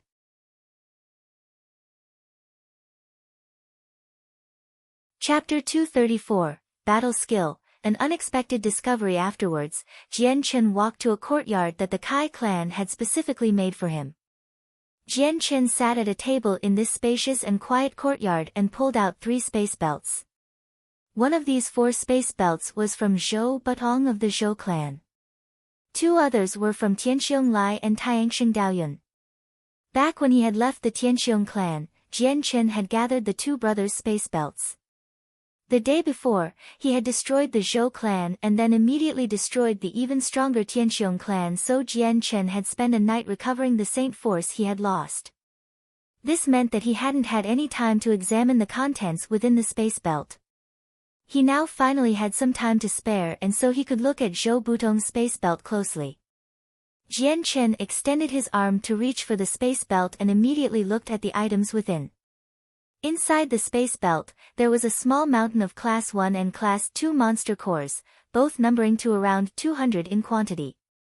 By the side, there was a small pile of Class 3 monster cores, though smaller than the mountain besides it, there were still 20 cores. Meanwhile, there were only 2 Class 4 monster cores. Apart from that, there were 4 small piles of coins. Copper, silver, gold, and purple coins were all gathered in 4 neat little piles, and in Jian Chen's estimation, there was a total of 10,000 purple coins worth of money. This must have been the daily allowance for the expenditures of the Zhou clan. Aside from this, the space belt had a few other things like clothes, but nothing too precious. After that, the space belts of Tianxiong Lai and Tianxiong Daoyun were examined. Tianxiong Lai's space belt had plenty of monster cores. There were 200 Class 1 and Class 2 monster cores, 40 Class 3 monster cores and 5 Class 4 monster cores. There were 2,000 purple coins and a purple card with an unknown amount of money associated with it. Tianxiong Daoyun's space belt, on the other hand, was more wretched. Aside from 100 purple coins, there were only 12 Class 3 monster cores and a single Class 4 monster core. After examining all 3 space belts, Jian Chen couldn't help but have a wide smile on his face. There was well over 10,000 purple coins in the 3 space belts, 400 Class 1 and Class 2 monster cores, and 60 Class 3 monster cores. This wasn't a small amount of profit, but the most important thing was that there was a purple card with an unknown amount of money inside. After that, Jian Chen took out the space ring he got from Zhou Butong from his space belt. This space ring was silver in color and had a simple decorative design that looked like something a woman might wear. Jian Chen sized up this space ring in his hand for a moment before taking a peek inside. The space ring was a grade higher than a space belt in storage capacity. Its interdimensional storage was vastly incomparable to a space belt, and even the most expensive space belt could only hold a few cubic meters worth of space in storage. Although this space ring was not comparable in quality to the one given to him by his father, it was still 50 cubic meters large. Within the vast storage of the space ring, there was a wide variety of expensive-looking pottery. And in the middle, a single bookshelf with 3 sets of books towered over the other items. By its side, a slightly glowing purple card sat on the ground. Jian Chen looked at the 3 books with a growing interest. He didn't have any hesitation and immediately looked through the books.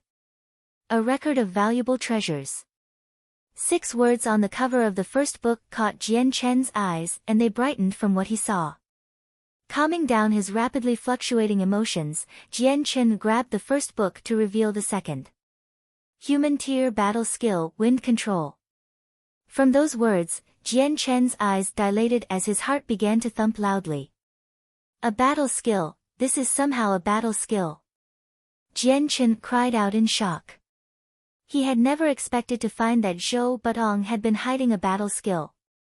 On the Tianyuan continent, they were priceless treasures, and compared to the other cultivation treasures, even the lowest-ranked battle skills were still priceless.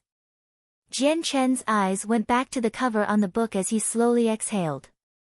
With some disappointment, he couldn't help but mutter to himself, "Still, what a shame that this is only a human tier battle skill." battle skills were split into 4 levels. The highest was the Saint tier, then the Heaven tier, Earth tier, and finally the lowest Human tier. Within each tier, they were then classified by another 3 layers. Slowly bringing his eyes away from the battle skill book, Jian Chen gazed upon the first book to see the 4 words Spirit of the Wind. This was a Human tier cultivation method best suited for those with the Wind Saint force. Shaking his head with disappointment, Jian Chen looked away from the Wind Control and Spirit of the Wind books. These items were things that many people wouldn't even be able to dream about, but to him, these were something that were of little use. When he was in Kargath Academy, he had access to even Heaven tier cultivation methods, so a Human tier cultivation method wasn't something that could spark his interest. Jian Chen set the treasured objects back on the table and then slowly started to read. Time quickly went by as 2 days came and went. In those 2 days, Jian Chen and the Flame Mercenaries were all sitting within the Kai clan courtyards cultivating in peace. The news of a Class 5 magical beast had brought about a large amount of pressure on them all, so everyone was trying their best to improve their strength in order to help protect themselves during the coming battle. Also in those 2 days, there were a series of strange-looking men caught around the courtyards. With the appearance of the Flame Mercenaries, it had piqued the attention of both big and small factions of Wake City. That was because 5 great Saint Masters in a single mercenary group could be considered to be a massive amount of power with just them alone. These 5 great Saint Masters were also well known in Wake City, which caused every faction in Wake City to pay attention to the Kai clan. Even though the Zhou and Tianxiong clan had been destroyed, with the impending magical beast wave looming overhead, it had affected the entire Wake City. Aside from the major powers, practically nobody else cared about it. During that night, in the guise of the pitch darkness, a gigantic flying magical beast suddenly landed on top of the city lord's mansion. From the back of the magical beast, 2 figures descended. You're tuning into the Blissful Bookshelf YouTube channel. We're so grateful for your support, and don't forget to subscribe to join us on this incredible journey through captivating stories. Your generosity through donations truly makes a world of difference, as it's the primary source of revenue that allows me to expand and enhance this channel for you. Thank you from the bottom of my heart for being a part of this adventure.